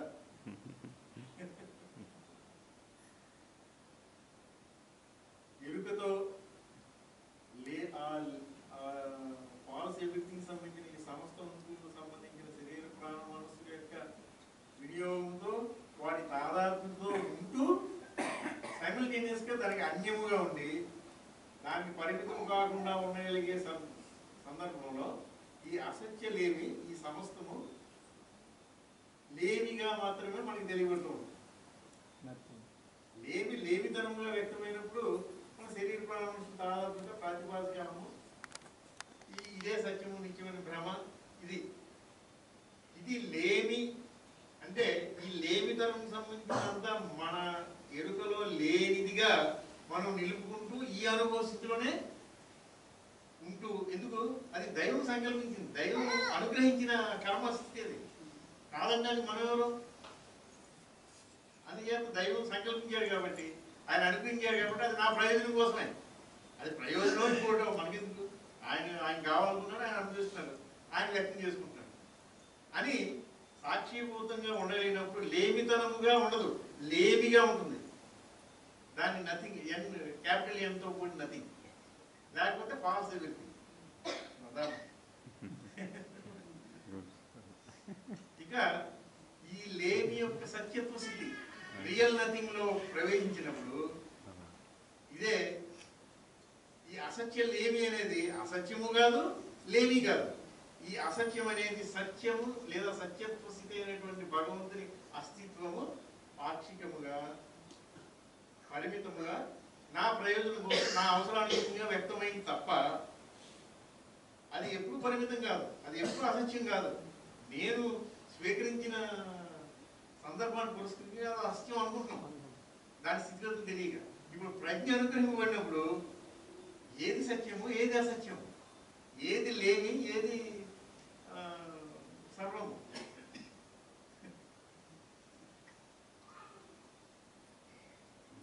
నిజంగా ఆ సిచ్యువేషన్ లో మేల్కొన్న వ్యక్తికి ఆ జీవితం దైవీ జీవితమే కదా. మరి దైవంగా జీవిస్తాడంటే కాదు, తాను ఇంకా ఈ కర్మ యొక్క పరిధిలోనే ఉన్నాడు, కానీ మొత్తం అంతా దైవంపై పెట్టేశాడు. అంచేత నువ్వు సంకల్పించావు, నువ్వు వ్యక్తం చేసుకుంటున్నావు. అంచేత ఈ వ్యక్తమైన స్థితిలో అనుభవించడానికి ఏదో ఈ ఉపాసన ఇంద్రియాలు ఇవి వాడుకుంటున్నావు. నీ అనుభవం నువ్వు వ్యక్తం చేసుకుని ఈ ఉపాధి కూడా నువ్వే ఫ్రేమ్ చేసే వ్యక్తపరిచావు కదా, దీనికి జన్మనిచ్చావు కదా. అవి మళ్ళీ నేను ఎందుకు కర్తృత్వం వహించడం, అదంతా నువ్వే తీసుకుని నన్ను మాత్రం ఈ జ్ఞానం అంతా నాకు అలాగా ఎరుకగా అనుగ్రహించి నీ కార్యక్రమం ఏదో నువ్వు చేసుకో అని మేము వాంఛించాం.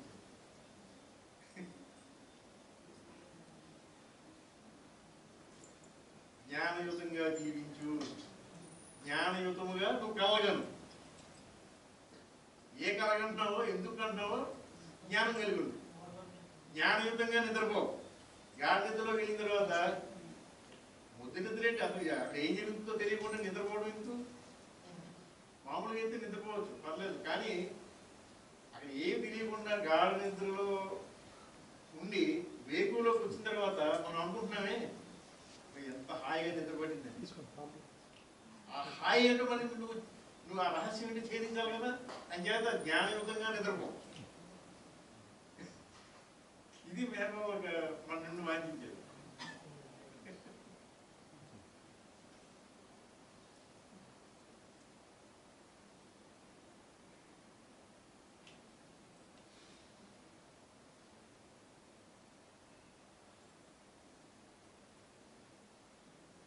ఇటువంటి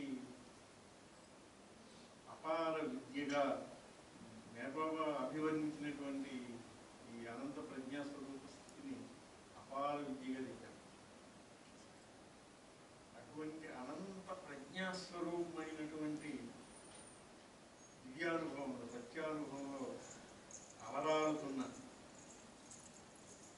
ఎల్లకాలం ముందు పంచముఖములై పంచ విధములుగా ఈ సృష్టిని దైవీపరముగా పోషిస్తూ ఉన్నటువంటి పంచ సద్గురువుల యొక్క ఏకత్వానుభవంలో రాష్ట్రీయులు చెప్తారు. ఆయన అనుభవం ఏంటంటే ఈ కాస్మాస్, ఈ విశ్వాంతరాలం అంతా ఎండ్లెస్. అసలు దీనికి ఎక్కడ మెజర్ చేయగలం? అయినప్పటికీ ఆయన యొక్క సత్యత్వ స్థితికి సంబంధించిన దివ్యానుభవంలో ఇదంతా ఒక క్రూసిబుల్గా ఉంటుందండి. క్రూసిబుల్ అంటే తెలుసు కదా, చిన్న ఏదైనా మనం కలపాలంటే, మిక్స్ చేయాలంటే చిన్న గిన్నె లాంటి వాడతాం కదా, వెసల్ లాంటి. క్రూసిబుల్ మేనబాబు వాడిన పదం అది. ఎంటైర్ కాస్మాస్ ఆయన యొక్క సత్యత్వ స్థితిలో ఒక క్రూసిబుల్గా ఉంటుంది. ఆయన యొక్క అనుభవంలో దీనికి ఆద్యంతాలు ఉన్నాయి. ఈ విశ్వానికి మనకు తెలియదు. ఆయన అనంత ప్రజ్ఞాస్వరూపుడు కాదు. అనంత ప్రజ్ఞ యొక్క వ్యక్తీకరణలో ఇంతటి పరిధులు లేని అనంతంగా గోచరించే విశ్వం అంతా కూడా ఒక క్రూసిబుల్గా, ఒక వెసల్ కింద తనలో తన చేత పోషింపబడుతూ ఉంటుంది. ఈ క్రూసిబుల్లో ఉన్నటువంటి అనంతమైన విశ్వం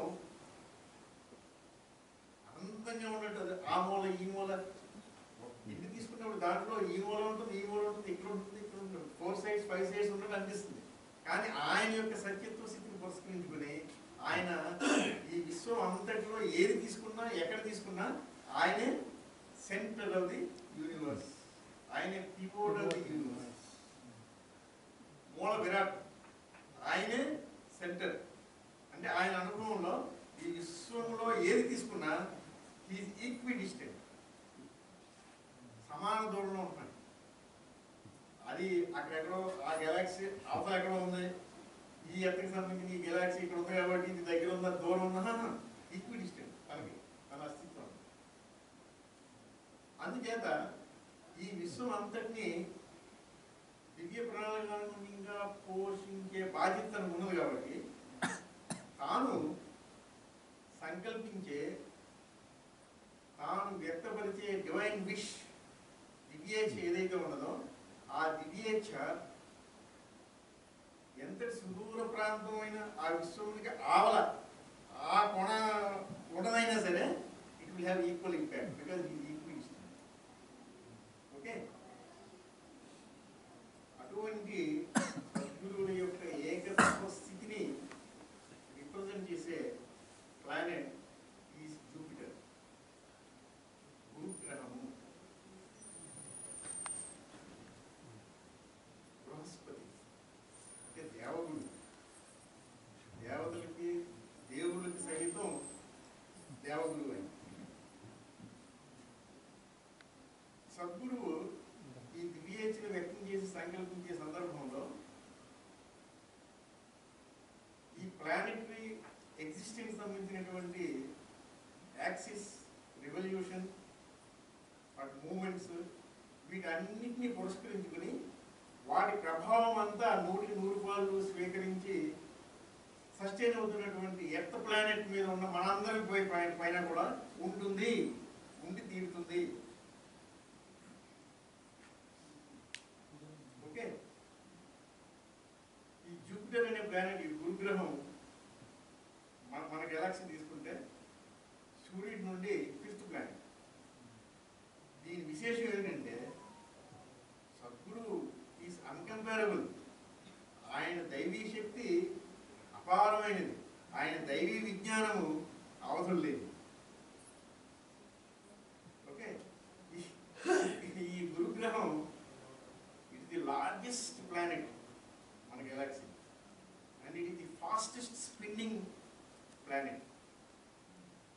అంత స్పీడ్గా, అంత ఫాస్ట్గా మూవ్ అయ్యే, స్పిన్ అయ్యే గ్రహం ఇంకోటి లేదు. ఓకే, ఇప్పుడు ఈ గురుగ్రహము యొక్క ప్రభావం మిగిలిన అన్ని గ్రహాల పైన పడుతుంది. ఎందుకంటే దివ్యాధికారం కలిగి ఉన్నది కాబట్టి.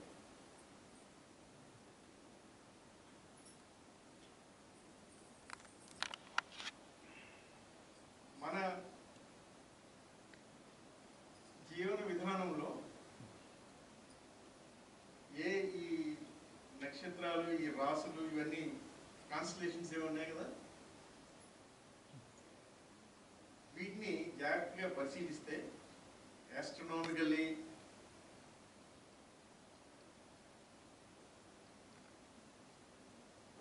ప్రూవెన్ ఫ్యాక్ట్ ఒకదాని కూడా ఇంటర్లింక్ అయి ఉంది. ఏం చేత గ్రావిటేషనల్ పుల్, ఆ gravitational force of one planet with the other is always interlinked. అంచేత ఉన్న గ్రహాల యొక్క ఇంటర్ గ్రావిటేషనల్ ఫోర్స్ యొక్క ప్రభావం ఎర్త్ పైన ఉన్నది కాబట్టి ఈ భూమిపై ఉన్నటువంటి జీవరాశులు, మనుషులు అందరిపైన ఉండనే ఉంటుంది. సో ఈ గురుగ్రహము యొక్క స్థానం ఈ 12 రాశుల్లో ఏ రాశిలో ఉంటున్నదో ఆ రాశికి సంబంధించినటువంటి క్యారెక్టరిస్టిక్ ఫీచర్స్ ప్రామినెంట్గా ఎగ్జిబిట్ అవుతాయి. సపోజ్ ఇది ఈ గురుగ్రహము కుంభరాశిలో ప్రవేశిస్తే, ఏంటి కుంభం అంటే?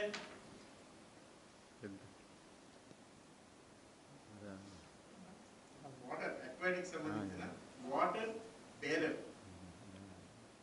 అంచేత ఈ భూమిపై ఉన్నటువంటి జీవరాశుల్లో ఉన్న జలస్థితి, జలతత్వం అంతా కూడా ఈ గురుగ్రహము ఈ కుంభరాశిలో ప్రవేశించినప్పుడు, ఈ కుంభరాశిలో ఉన్నంత వరకు ఈ జలస్థితి అంతా ప్రభావితం పొందుతుంది, యాక్టివేట్ అవుతుంది, రెజ్యుమినేట్ అవుతుంది. జలస్థితే, జలతత్వమే రెజ్యుమినేట్ అవుతూ ఉంటే, రీషేప్ అవుతూ ఉంటే, ఇక జలం యొక్క స్థితే మారిపోతూ ఉంటుంది.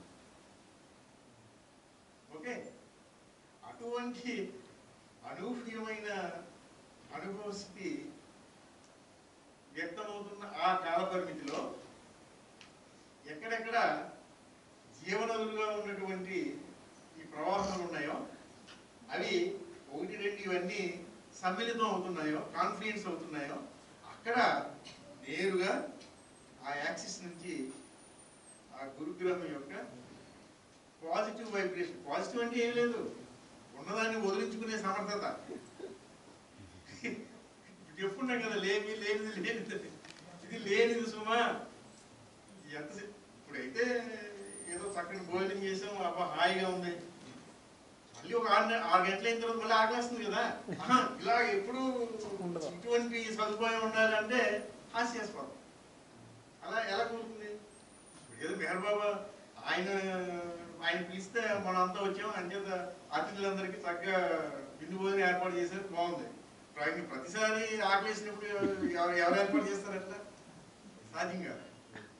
అంచేత అటువంటి ఆనందానుభవం ఒకసారి నువ్వు అనిపించిన తర్వాత ఇదే నాకు కావాలి, ఇది నా సొంతమే అవ్వాలి, ఇది ఎలకాలం ఉంది, ఇలా ఉండాలంటే అది అజ్ఞానం. ఇటువంటి స్థితుల యొక్క జ్ఞానమును సామూహికంగా, వ్యక్తిగతంగా అంటే మనం వ్యక్తులుగా ఆయనకి కనెక్ట్ అయి ఉంటే వ్యక్తిగతంగా జరుగుతుంది వ్యక్తిపరమైన సహాయం. మరి ఆయన భగవంతుడికి ఉన్నటువంటి తృష్ణ, ఆ తపన మేరలో చెప్తారు, నువ్వు నన్ను ప్రేమించడం ఏంటి, నేను నిన్ను ప్రేమించడానికి ఎంత తహతహలాడిపోతానో నీకు తెలీదు. ఆ ప్రేమించే విధానంలో నువ్వు ఒకడమే కాదు, ఒక్కొక్కరిని నేను ఎలా ప్రేమించాలంటే నాకు ఎంత టైం పడుతుంది, ఎన్ని యుగాలు నేను ఇలా అవతరిస్తూ కూర్చోవాలి. సామూహికంగా వేలు, లక్షలు, కోట్లు ఒకటేసారి టచ్ అవ్వాలి. ఆ విధంగా పురాణకారులు, అనుభవజ్ఞులు అవకాశం ఇచ్చినటువంటి ఒక మేళ, అదే కుంభ మేళ. అక్కడ వచ్చాము. అక్కడ ఏం జరుగుతున్నదంటే, ఈ జూపిటర్కి సంబంధించిన దేవగురువు యొక్క, మన దేవగురువు అంటే దైవమే స్థితిగా కలిగి ఉన్నటువంటి సద్గురు. ఈ సద్గురువులు పంచముఖములై పంచవిధములుగా ఉన్నప్పటికీ వారి అనుభవం ఏకత్వ అనుభవం. వారి existence is one in existence, in divinity, in reality. So వారి సంకల్పము ఎప్పుడు వస్తుంది? ఏ రాశిలో ఉంటే ఆ రాశి ఏ తత్వానికి ప్రతీక అయి ఉంటుందో ఆ తత్వాన్ని ప్రభావితం చేసుకుంటూ వెళ్ళిపోతారు. It is up to us to take it. అది దానికి సంబంధించిన పరిజ్ఞానం మనం తెలుసుకుని ఆయనకి శూనై ఉంటే దాని ప్రభావాన్ని తప్పనిసరిగా స్వీకరిస్తాం. స్వీకరించకపోతే ఏమవుతుంది, తెలియకపోతే ఏమవుతుంది? మెరవేళ పుష్ చేస్తారు కదా, ఎలాగో మేల్కొంటాం కదా. నువ్వు మేల్కొంటావు, పనులను మేల్కొంటావు సాయనమై ఉండి. నువ్వు సాయనమై మేల్కొంటే మిగిలిన బిందువుల పరిస్థితి ఏంటి? అది ఆయన హెడేక్. అది మెహర్బాబాది లిమిటేషన్, కార్యక్రమంలో లిమిటేషన్. ఆయన తలుచుకుంటే అందరిలో బిందు సదృశమైనటువంటి ఆత్మ యొక్క అనుభవాన్ని మహాసాగర సదృశమైన పరమాత్మగా మేల్కొంటాడు ఆయన, అయిపోతుంది. మరి వాట్ అబౌట్ హ్యూమన్ కాన్షియస్నెస్ కలిగి ఉన్నటువంటి అంతా మేల్కొంటారు. మరి ప్రీ హ్యూమన్ కాన్షియస్ ఇంకా చైతన్యం యొక్క పరిణితి పొందని జీవరాశుల్లో ఉన్నటువంటి చైతన్య స్థితి, ఆ ఆత్మ యొక్క స్థితి అవ్యక్తంగా ఇంకా మేనిఫెస్ట్ అవ్వనటువంటి డ్రాప్స్ ఉన్నాయి చాలా కింద సాగర గర్భంలో. మరి వారి సంగతి ఏంటి? ఇవన్నీ ఆలోచించారు మరి ఆయన.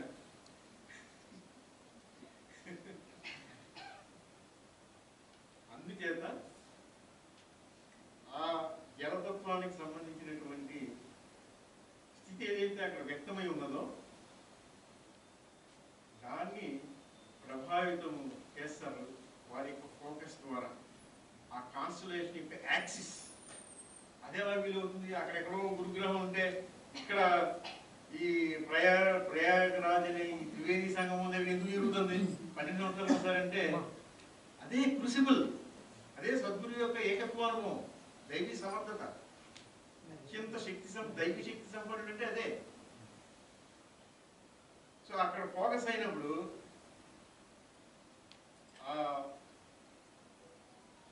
స్పిరిచువల్ వైబ్రేషన్ సంబంధించినటువంటి ఆరా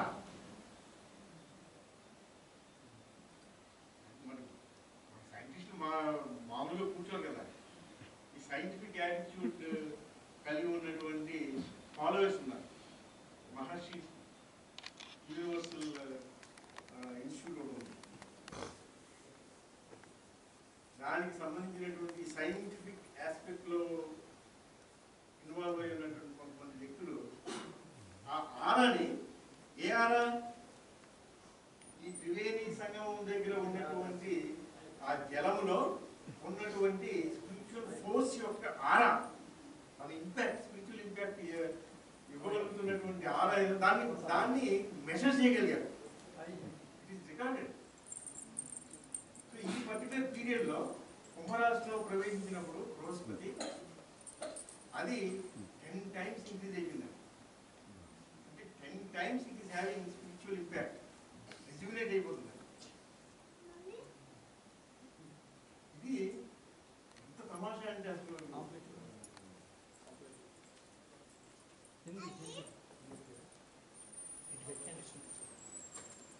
ఆదిశంకరుడు ఇటువంటి ప్లేసెస్లో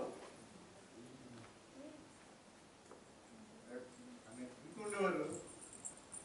అనేక సాంప్రదాయాలు చీలికలు అయిపోయినాయి, అనేక మతాలు, అనేక భిన్నాభిప్రాయాలు, వీళ్ళందరినీ కూర్చోబెట్టి ఈయన వారించి యూనిఫైడ్ కన్వెన్షన్ తీసుకుంటే వెళ్ళిపోతుండేవారు.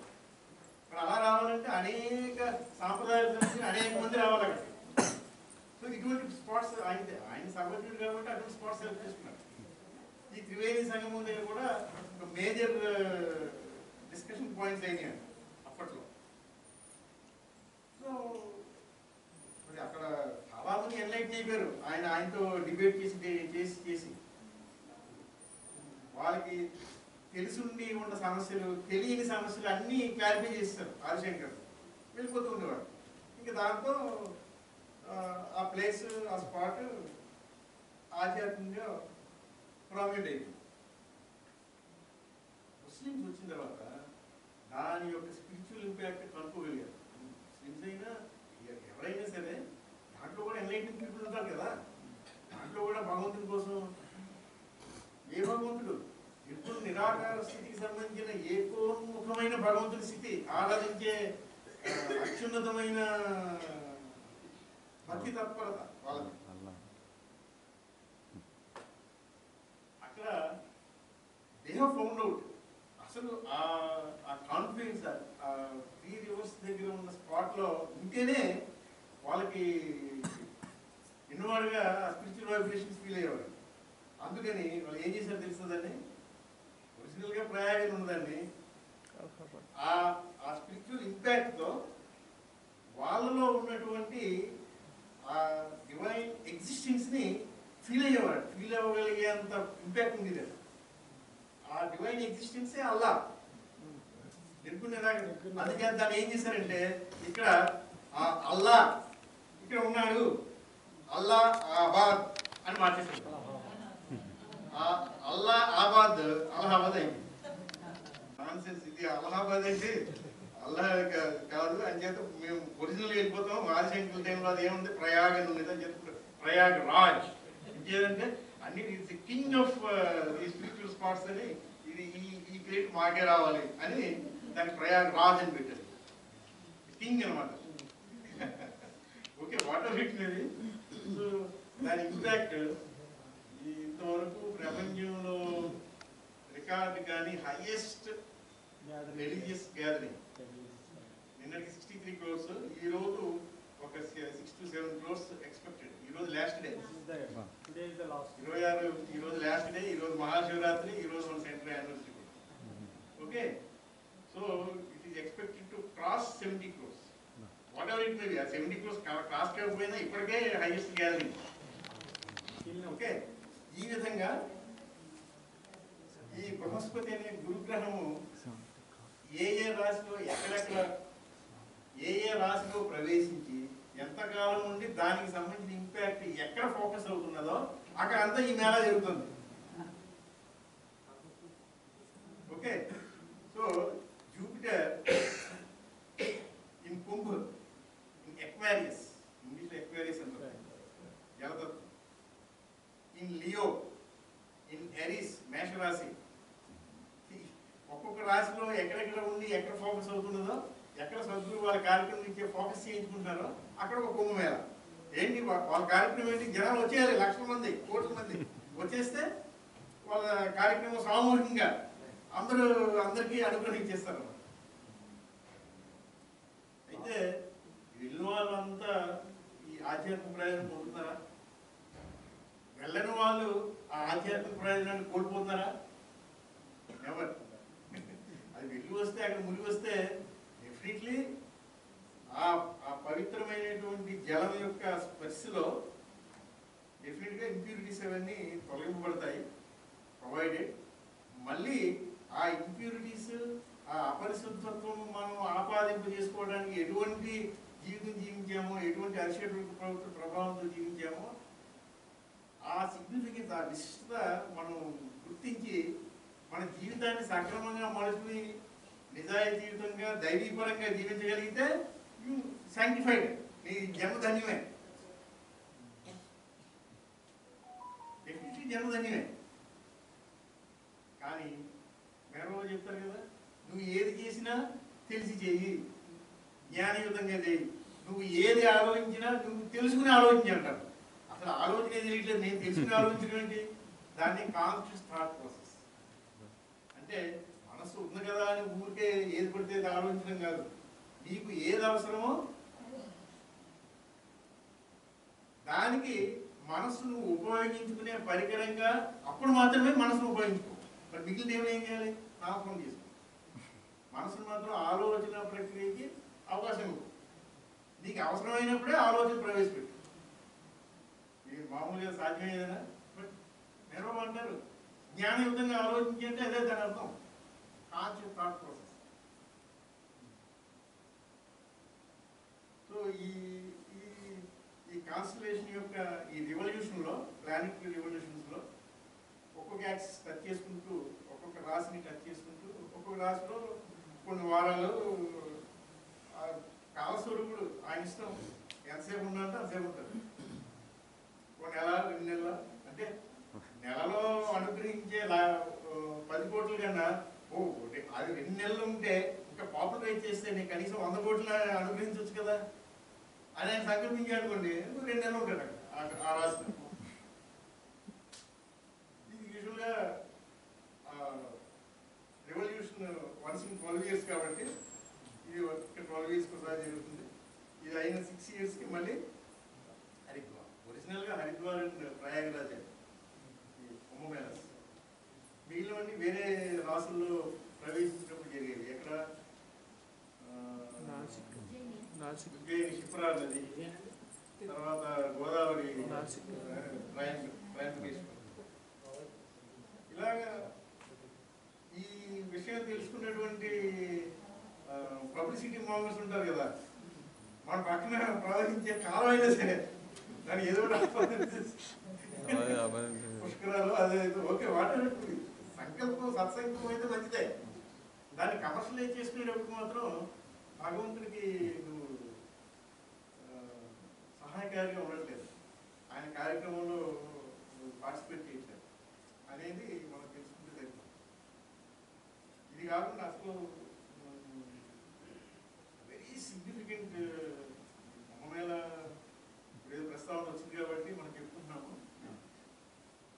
ఈ రెండు ఈ ప్రయాగరాజ్లో వన్స్ ఇన్ 12 years జరిగే కుంభమేళ 3 years తర్వాత ఆ రెండు జరుగుతాయి 1 year గ్యాప్. ఇది క్షిప్రా నది, గోదావరి నది. అనుభవజ్ఞుల యొక్క ఎరుకలో, జ్ఞాన వికాసంలో ఒక్కొక్క జీవనది ఒక్కొక్క గాడెస్ యొక్క మేనిఫెస్టేషన్గా వాళ్ళు ఫీల్ అవుతూ ఉంటారు. గంగామాయి అన్నారు అంటే గంగా మాత అక్కడ ఒక గాడెస్ ఇస్ మేనిఫెస్టింగ్. అందుకే అంత పవిత్రంగా ఆ భావనతో గంగా నదిని ఇప్పుడు ఆరతులు ఇవ్వడం ఇవన్నీ చేస్తున్నాం. అటువంటి 9 జీవనదులుగా పరిగణింపబడే 9 నదులు ఏమిటి? గంగా, యమున, సరస్వతి, సరయు, తర్వాత మన సౌత్కి వస్తే తుంగభద్ర, కావేరి, గోదావరి, కృష్ణ, నర్మదా. నార్త్లో ఇప్పుడు 9 rivers. 9 rivers represented by 9 goddesses, principal goddesses. అంటే దేవతలు, అధిదేవతలు మనం ఇంట్లో వచ్చినాయి కదా, వస్తున్నాయి కదా ప్రవచనాలని, తర్వాత విజయవాడలో పబ్లికేషన్లు వస్తున్నాయి. అధిదేవతలు. సో గాడెస్గా విజువలైజ్ చేసుకుంటారు అనుభవం. ఈ 9 rivers రిప్రజెంట్ చేసే 9 goddesses. ఇటువంటి పుణ్య ఘడియల్లో రీవైట్లేదు అవ్వడానికి. ఎందుకు రీవైట్లేదు అవ్వాలి? తన ఒడిలో సేద తీయడానికి వచ్చిన బిడ్డలు వాళ్ళందరికీ ఈ భగవంతుని సహాయం అందించే విధంగా వాళ్ళ శక్తి రీవైట్లైజ్ అవ్వడానికి పుణ్యగడిలో ఈ ఈ మాతలు వచ్చి విష్ణు యొక్క సమక్షంలో, మహావిష్ణు యొక్క సమక్షంలో శివుని చేత, శివుని యొక్క స్పర్శానుగ్రహం చేత మళ్ళీ పునీతం చేసుకుంటూ ఉంటారు వాళ్ళ ఎగ్జిస్టెన్స్. ఇది ఒక కన్విక్షన్. ఇది ఎక్కడో లేదు, మన సౌత్లోనే కుంభకోణంలో మాఘ మానం అని మహామానం అని ఉంది. అదొక పెద్ద ట్యాంక్. కుంభకోణం అంటేనే అనేక టెంపుల్స్ ఉన్నాయి. దాంట్లో మెయిన్ సారంగపాణి టెంపుల్, కుంభేశ్వర స్వామి టెంపుల్ ఒకటి ఉంది. కుంభేశ్వరుడి ఈ కుంభ రాశికి సంబంధించింది కాదు, ఆ కుంభం వేరు. సో ఇది మహామాఘ మాసం పౌర్ణమి రోజు అక్కడ ఈ కాన్ఫరెన్స్ జరుగుతుంది, మీటింగ్ జరుగుతుంది. ఆ మీటింగ్ జరుగుతున్నప్పుడు ఆ చుట్టుపక్కల ఉన్నటువంటి సిద్ధ పురుషులు, శివాత్మలు, వీరందరి సమక్షంలో మీటింగ్ జరుగుతుంది. అందుచేత ఆ జలం చాలా పవిత్రమైనదిగా భావిస్తారు. వెళ్ళి ఆ ట్యాంక్లో స్నానాలు చేయడం అన్నీ జరుగుతాయి. కానీ దాన్ని ఎక్కువ పాపులరైజ్ కానివ్వలేదు, బికాస్ ఆఫ్ పాలిటిక్స్. సనాతన ధర్మాన్ని అటాక్ చేస్తూ అటువంటి పాపులరైజేషన్. ఈ కుంభం ఏంటంటే అది చాలా విశేషమైనది. బ్రహ్మగా, విష్ణువుగా, శివునిగా దైవము అక్కడ వ్యక్తమై ఉంటారు. విష్ణు ఏం చేస్తారు? సస్టైన్ చేయాలి. శివుడు లయింపజేయాలి. బ్రహ్మ సృష్టించాలి. దేన్ని సృష్టించాలి? లయింపబడేదాన్ని సృష్టించాలి. ఏది లయింపబడుతుంది? సృష్టి లయింపబడాలి, అంతే కదా. ఎప్పుడు లయింపబడుతుంది? మన బాబా ఇచ్చిన వివరణ ప్రకారం మహాప్రలయం, కియామత్ వచ్చింది. ఈ కియామత్ వచ్చినప్పుడు గమ్యం చేరని ఆత్మల యొక్క స్థితిగతులు, చైతన్య స్థితి, ఇదంతా ఏకోన్ముఖం అయిపోయి సమిష్టి ఆత్మగా, సీడ్ ఆఫ్ క్రియేషన్ గా, బీజ స్థితిలో ప్రిజర్వ్ చేయబడుతుంది. ఆ బీజ స్థితిగా సృష్టిస్తాడు బ్రహ్మ, దాన్ని పోషిస్తాడు విష్ణువు. ఈ కుంభములో, ఈ వెసల్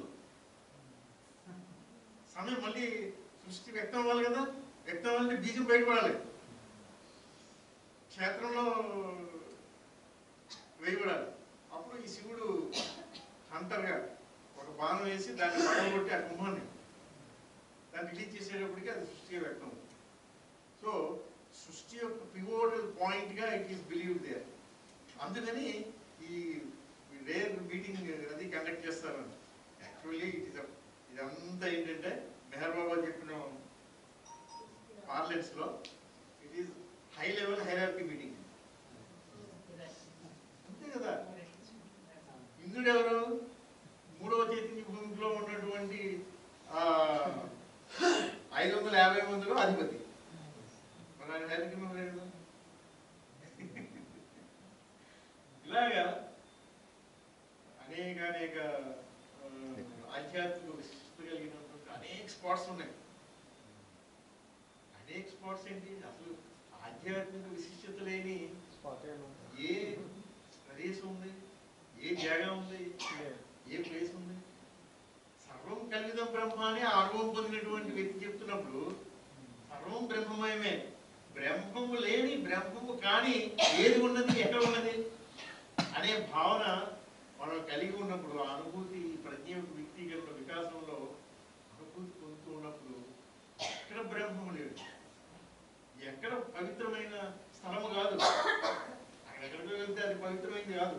ఓకే, వెళ్ళి చేయవలసిన రీతిలో జ్ఞానయుతంగా చేస్తే ప్రతిఫలం ఉన్నది. కాబట్టి దాన్ని అంత మ్యామత్ స్కేల్లో హైరార్కీ ఆ మాస్టర్స్ వాళ్ళంతా దగ్గరుండి నిర్వహించుకుంటున్నారు. They are overseeing. ఇటువంటి ఆపర్చునిటీ, అవకాశం ఎప్పుడు దొరుకుతుందని మెహర్ బాబా ఎదురు చూసేవారు, పరిగెత్తుకెళ్ళేవారుగా మనలందరినీ తీసుకువెళ్ళి అక్కడ 1000 మందికి పాద నమస్కారం చేసేవారు.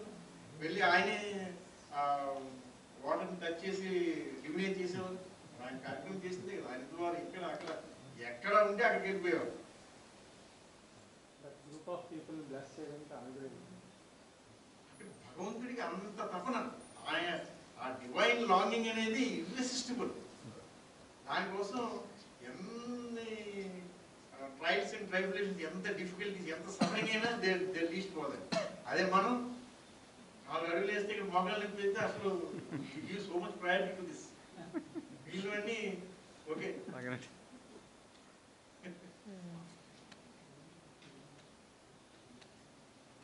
సో అయితే కాల్షియం 4 గంటలు అవసరం.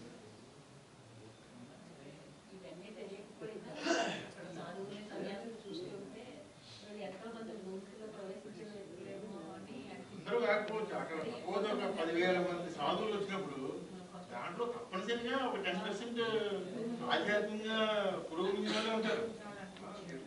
మరి వారి యొక్క ఇంపాక్ట్ డెఫినెట్ గా చుట్టూ రేడియేట్ అవుతుంటుంది కదా. అది విశేషం అంటే ఇప్పుడు ఈ కుంభమేళ, ఈ మహాకుంభమేళ 12 into 12 అంటే 12 రివల్యూషన్స్ అయితే 12 యాక్సిస్ కవర్ చేసుకున్నప్పుడు ఒక్కొక్కటి ఒక 12 years అయితే 144 years. So rarest. మనం ఆ రేరెస్ట్ టైం పీరియడ్ లో ఉన్నాం.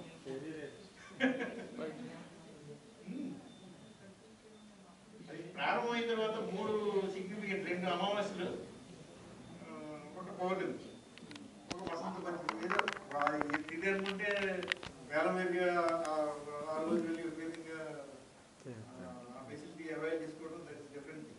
కానీ ఎంత విచిత్రం అంటే ఎక్కడెక్కడి నుంచి ఊడిపడుతున్నారు ఈ స్వాములు, సాధువులు, సంతులు. కొన్ని వందల అంటే లక్షల మంది వచ్చి సడన్ గా ప్రత్యక్షమే అక్కడ ఆ స్పాట్ లో చేస్తారు. అది అయిపోయిన తర్వాత అంతవరకు కనిపిస్తారు. సడన్ గా ఎక్కడికి వెళ్ళిపోతారు? అసలు ఇంతమంది ఉండడానికి జగ ఎక్కడుంది? ఇన్ని వేల మంది ఈ సాధువులు, ఈ స్వాములు, వీళ్ళంతా ఎక్కడ ఉంటున్నారు? ఎక్కడి నుంచి వచ్చారు? ఎలా వచ్చారు? మరి ఎలా వెళ్ళిపోతున్నారు? ఇది ఒకటి చాలు దైవీ లీల మనం ఆస్వాదించడం.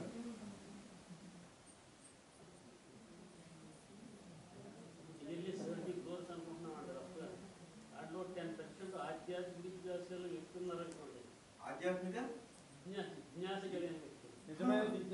ఎక్కువ ఉంటారు. ఆధ్యాత్మిక పురోగమించిన వాళ్ళు 10% ఉంటారు. 10%. మిగతా 90% కూడా ఏదైనా బెనిఫిట్ ఉంటుందా? వీళ్ళతో వీళ్ళ సాంగత్యం, వీళ్ళ సంపర్కం, వీళ్ళ టచ్, అది వాడి ప్లస్ ఆధ్యాత్మికంగా పురోగమించి కాన్షియస్ గా అక్కడికి వచ్చిన వాళ్ళ ఆబ్జెక్టివ్ ఏంటి? ఈ బెనిఫిట్ అంతా ఈ మానవాళి పొందాలి, మానవాళి ఉద్ధరింపబడాలి, అలాగే ఉంటుంది వాళ్ళది. రేడియేట్ తప్పనిసరిగా రేడియేట్ అవుతుంది. వాళ్ళు స్వీకరిస్తారు. మళ్ళీ వచ్చేసాం మన ఇళ్ళకి. వచ్చిన తర్వాత మన జీవన విధానం ఏమైనా మారిందా? మారి మలుచుకుని ఆ ఐడియల్, స్పిరిచువల్ ఐడియల్ ఏదైతే ఉందో దానికి అనుగుణంగా మనం ప్రయత్నం చేయగలుగుతున్నామా అంటే దాని రిజల్ట్ మీరు సస్టైన్ చేసుకున్నట్టు. లేకపోతే ఏమైనా డిస్పెండ్ అయిపోతుంది. జస్ట్ లైక్ మనం సవాస్ కార్యక్రమానికి వెళ్ళేవాళ్ళం. ఉదయం ప్రవచనం 2 రోజులు, 5 రోజులు, 7 రోజులు. అసలు స్వర్గమా, దివ్య, లేదా సత్యలోకమా, ఇంకొక లోకమా, అన్నీ అక్కడే ఉండేవి. అక్కడి నుంచి బయటకు వచ్చిన తర్వాత ఒక కొన్ని గంటలు, కొన్ని రోజులు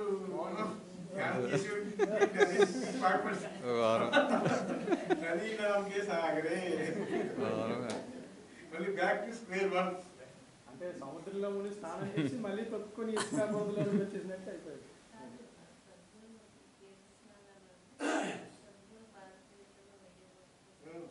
మన సద్గురు పాదపూజ దాంట్లో వివరణ ఉంది.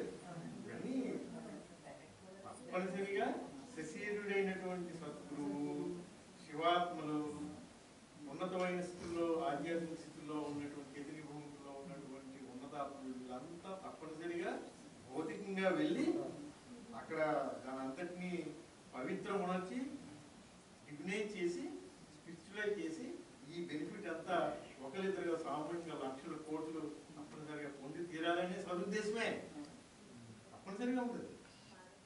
ఆలోచన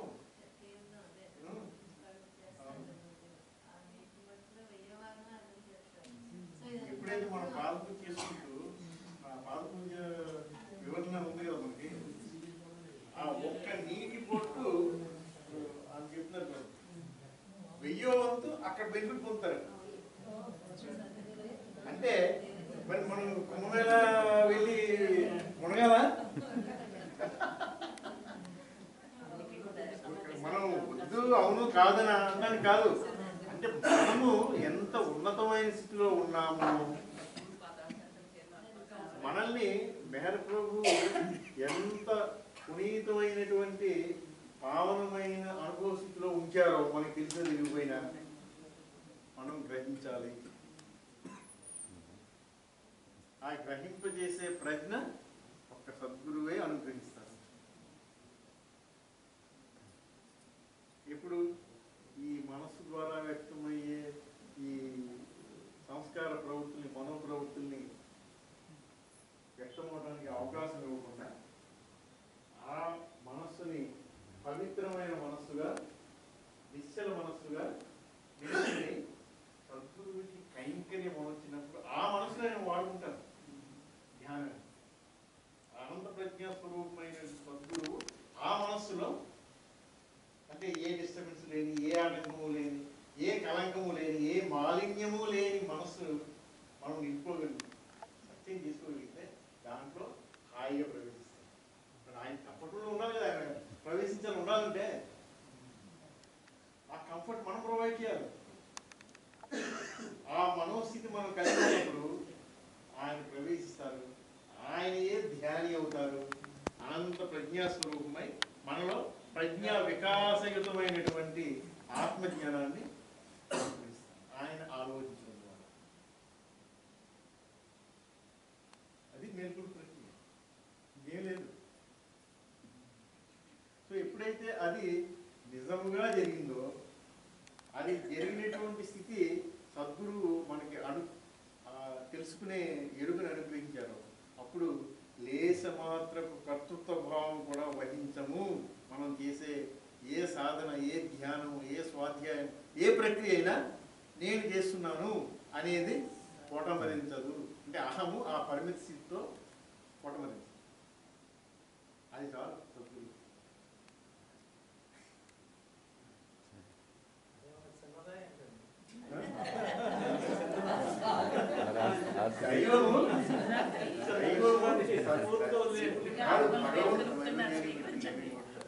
భగవంతుడు సర్వోన్నత స్థితిలో, the highest state of his divine experience, divine gnosis, ఆయన అంత ఉన్నతమైన భావనతోనే ఉంటారు. అంత ఉన్నతమైన భావన మనలో ఫ్రక్టిఫై కావాలంటే మన పరిమితమైన భావనకు సంబంధించింది ఏది మనము ఉండనివ్వకుండా ఖాళీ చేసి ఉంచితే వీళ్ళు దాన్ని చూసుకుంటారు. గజల్ ఖాళీ హర్షద్ వర్గాలు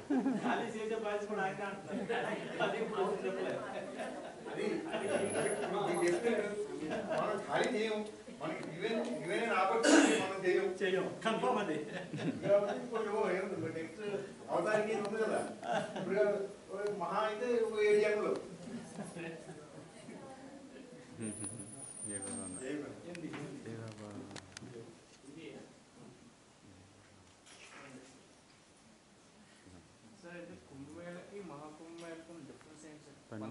Kumbh Mela is once in 12 years. అంటే 1 axis evolution 12 years పడుతుంది. మళ్ళీ కుంభరాశిలో ప్రవేశించాను. ఎక్కడ ఆ పర్టికులర్ పాయింట్ సంబంధించినటువంటి ఫోకస్ అవుతుంది. అది 12 times అయ్యేటప్పటికి ఆ ఇంపాక్ట్ విల్ బి గ్రేటెస్ట్. అంటే ఒక 12 years లో జరిగే ఇంపాక్ట్కి 12 times ఇంటెన్సిఫికేషన్తో జరిగేది 12 into 12 144 years. ఇది చాలు. మన లైఫ్ స్పాన్ మహా అయితే 80, 90, 145 years. It's covering so many generations, so many ages.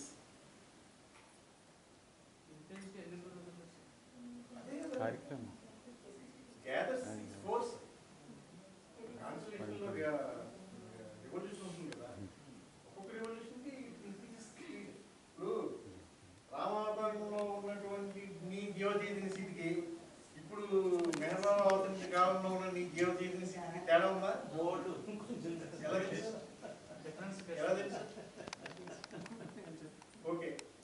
వదిలేద్దాం.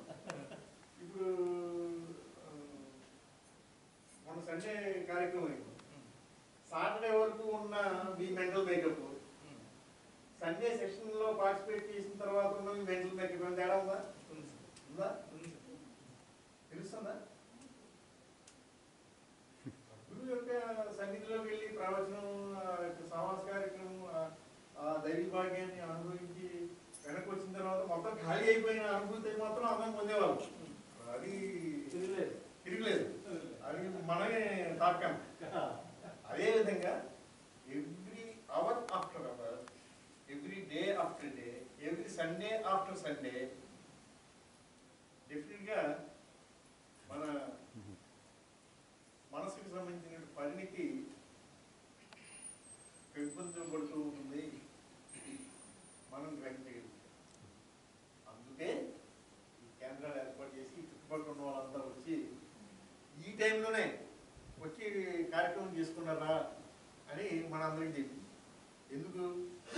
ఆ టైంలో ఆయన ప్రత్యక్షంగా ఉండి మెహర్ బాబాని కూడా అక్కడ ప్రత్యక్షపరిచి, లేకపోతే ఆయన పరివార సభ్యులు మరి ఆయన మనకు సహాయం చేయాలంటే డైరెక్ట్గా కాదు కదా. మనం ఏ జీవచైతన్య స్థితి కలిగి ఉన్నామో ఆ జీవచైతన్య స్థితిలో ఉన్న దైవీ ప్రతీకులు ఉన్నారు, హైరార్కీ మెంబర్స్, సిద్ధపురుషులు ఉన్నారు. ఎవరినో ప్రత్యేకపరుస్తారు, వాళ్ళ ద్వారానే వాళ్ళే డైరెక్ట్గా మనతో ఇన్వాల్వ్ అవుతారు. భగవంతుడు డైరెక్ట్గా మనతో ఎక్కడ ఇన్వాల్వ్ అవుతారు? ఇదేంటి డైరెక్ట్ ఇన్వాల్వ్ అయితే మన ఉపాధి తట్టుకోలేదు, బల్బు వెళ్ళిపోతాం.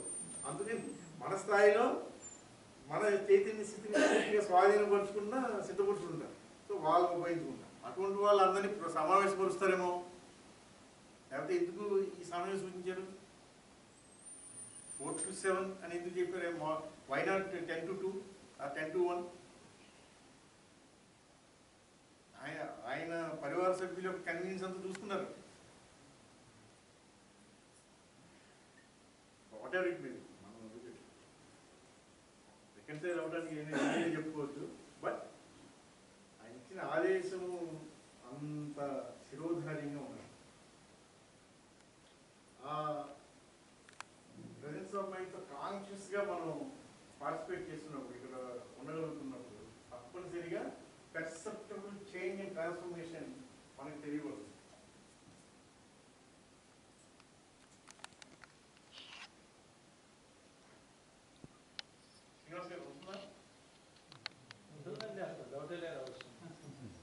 ఆయన ఉంటుంది, ఆయన హైదరాబాద్గా చెప్తారు కదా, ఆయన ఉంటుంది. డౌటే లేదు అవసరంలో కొంచెం కూడా. ఇలాగ ప్రతిరోజు ఉంటుంది ఇలా కానీ అందరం కూర్చొని మాట్లాడితే మిగతా పనులు ఈరోజు వచ్చేసి హాయిగా శ్రవణానందం పొందుతూ మెహర్ పురాణ కావ్యాలను ఆస్వాదిస్తూ ఆనందించవచ్చు. చెప్పేవాళ్ళ సంగతి ఆ వ్యక్తుల గురించి జాలి చూపించండి.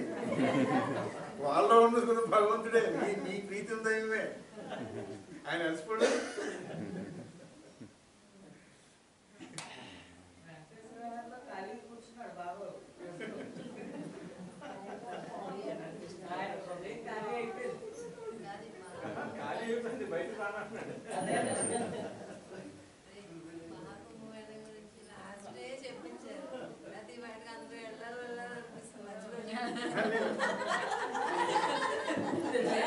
వెళ్ళాలి అనిపిస్తే తప్పనిసరిగా వెళ్ళొచ్చు, దాంట్లో తప్పే లేదు.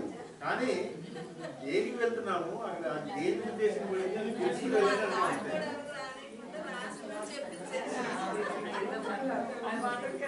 లేదా మళ్ళీ అటు పరిగెత్తండి. కానీ ఈ కుంభమేళ స్టార్ట్ అయిన రోజు నుంచి మన వాళ్ళు ప్రతి అవకాశం వచ్చిన వల్ల అడుగుతారు దాని గురించి. వాళ్ళు వదలలేదు. కుంభమేళ ఏంటి, కుంభమేళ ఎందుకు మహాకుంభమేళ, ఇది ఏంటి, సాగింది ఏంటంటే గురువు కీ తిప్పాలి కదా, అప్పుడు కానీ వాక్ రాదే, ఆ సబ్జెక్ట్ కవర్ అవ్వదు కదా.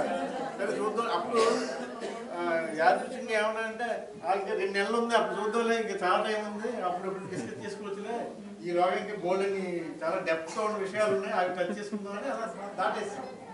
మొన్న ఆదివారం వచ్చేటప్పటికి సార్ ఇది కుంభమేళ గురించి అంటే అవును 26 లాస్ట్ కదా, అవును 26 మన సమావేశం ఉంది కదా మహాశివరాత్రి. సో మంచి Prasad sir a coincidence sir, ఆ రోజు అయినా కవర్ చేయండి సార్ అని. ఈరోజు ఎక్కడెక్కడి నుంచో సబ్జెక్ట్ కవర్ అయ్యి కూడా అది కవర్ అయ్యి దేనికైనా వేచి చూడాలి. ఆయన సంకల్పం ఆయన ఎప్పుడు మనకి అవసరమైంది అందిస్తారు, ఓపికగా వేచి చూడాలి.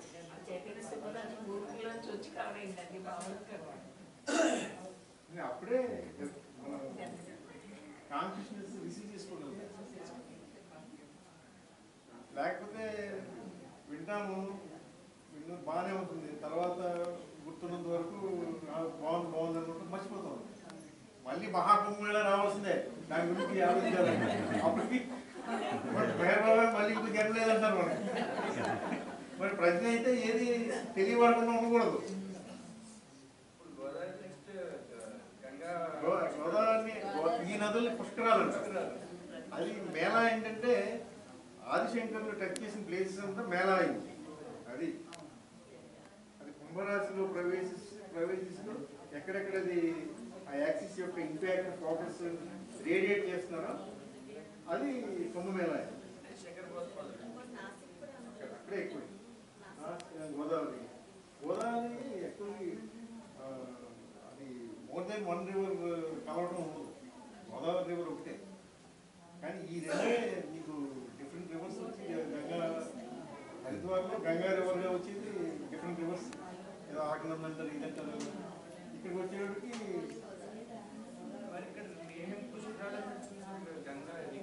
అదేనయ్యా సింగిల్ రివర్ అయితే పుష్కరాలు, మోర్ దెన్ 1 రివర్ కలిసిన కాన్ఫ్లుయెన్స్ అయితే కుంభ అంటే కుంభరాశిలో గురుగ్రహం ప్రవేశించిన కాలం.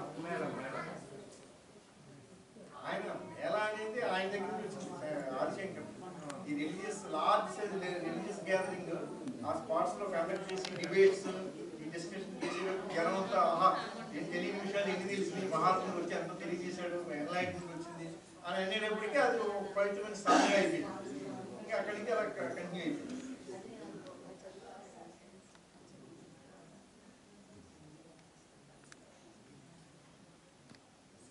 అల్లా అనే భగవంతుని ఎటువంటి నిరాకార పరబ్రహ్మ యొక్క అస్తిత్వము అక్కడ ఆబాద్ నివసించి ఉన్నది, వసిస్తూ ఉన్నది, నివసించి ఉన్నది అనేది వాళ్ళ అనుభవం, వాళ్ళ స్వానుభవం. అందుకు అల్లా ఆబాద్ అయిపోయింది, ఇప్పుడు ప్రయాగ్ రాజ్ అయిపోయింది, కింగ్ ఆఫ్ కాన్ఫిడెన్సెస్. ఇక దీనికి మించింది లేదని ఇప్పుడున్న చీఫ్ మినిస్టర్ గారు చెప్పుకుంటున్నాడు. ఎన్ని వేల కోట్లు సంపాదించే ఆదాయం వచ్చేస్తుంది దీని మూలంగా. ఓకే 4, 11 ఊహించుందా? ఎక్కువైపోయిందా?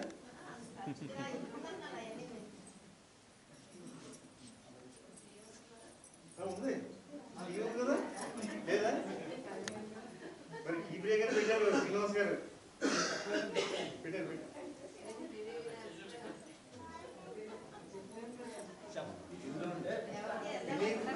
విని అలసిపోయారట, చెప్పి చెప్పి వాకి వాకి మేము అలసిపోయి ఉండాలి.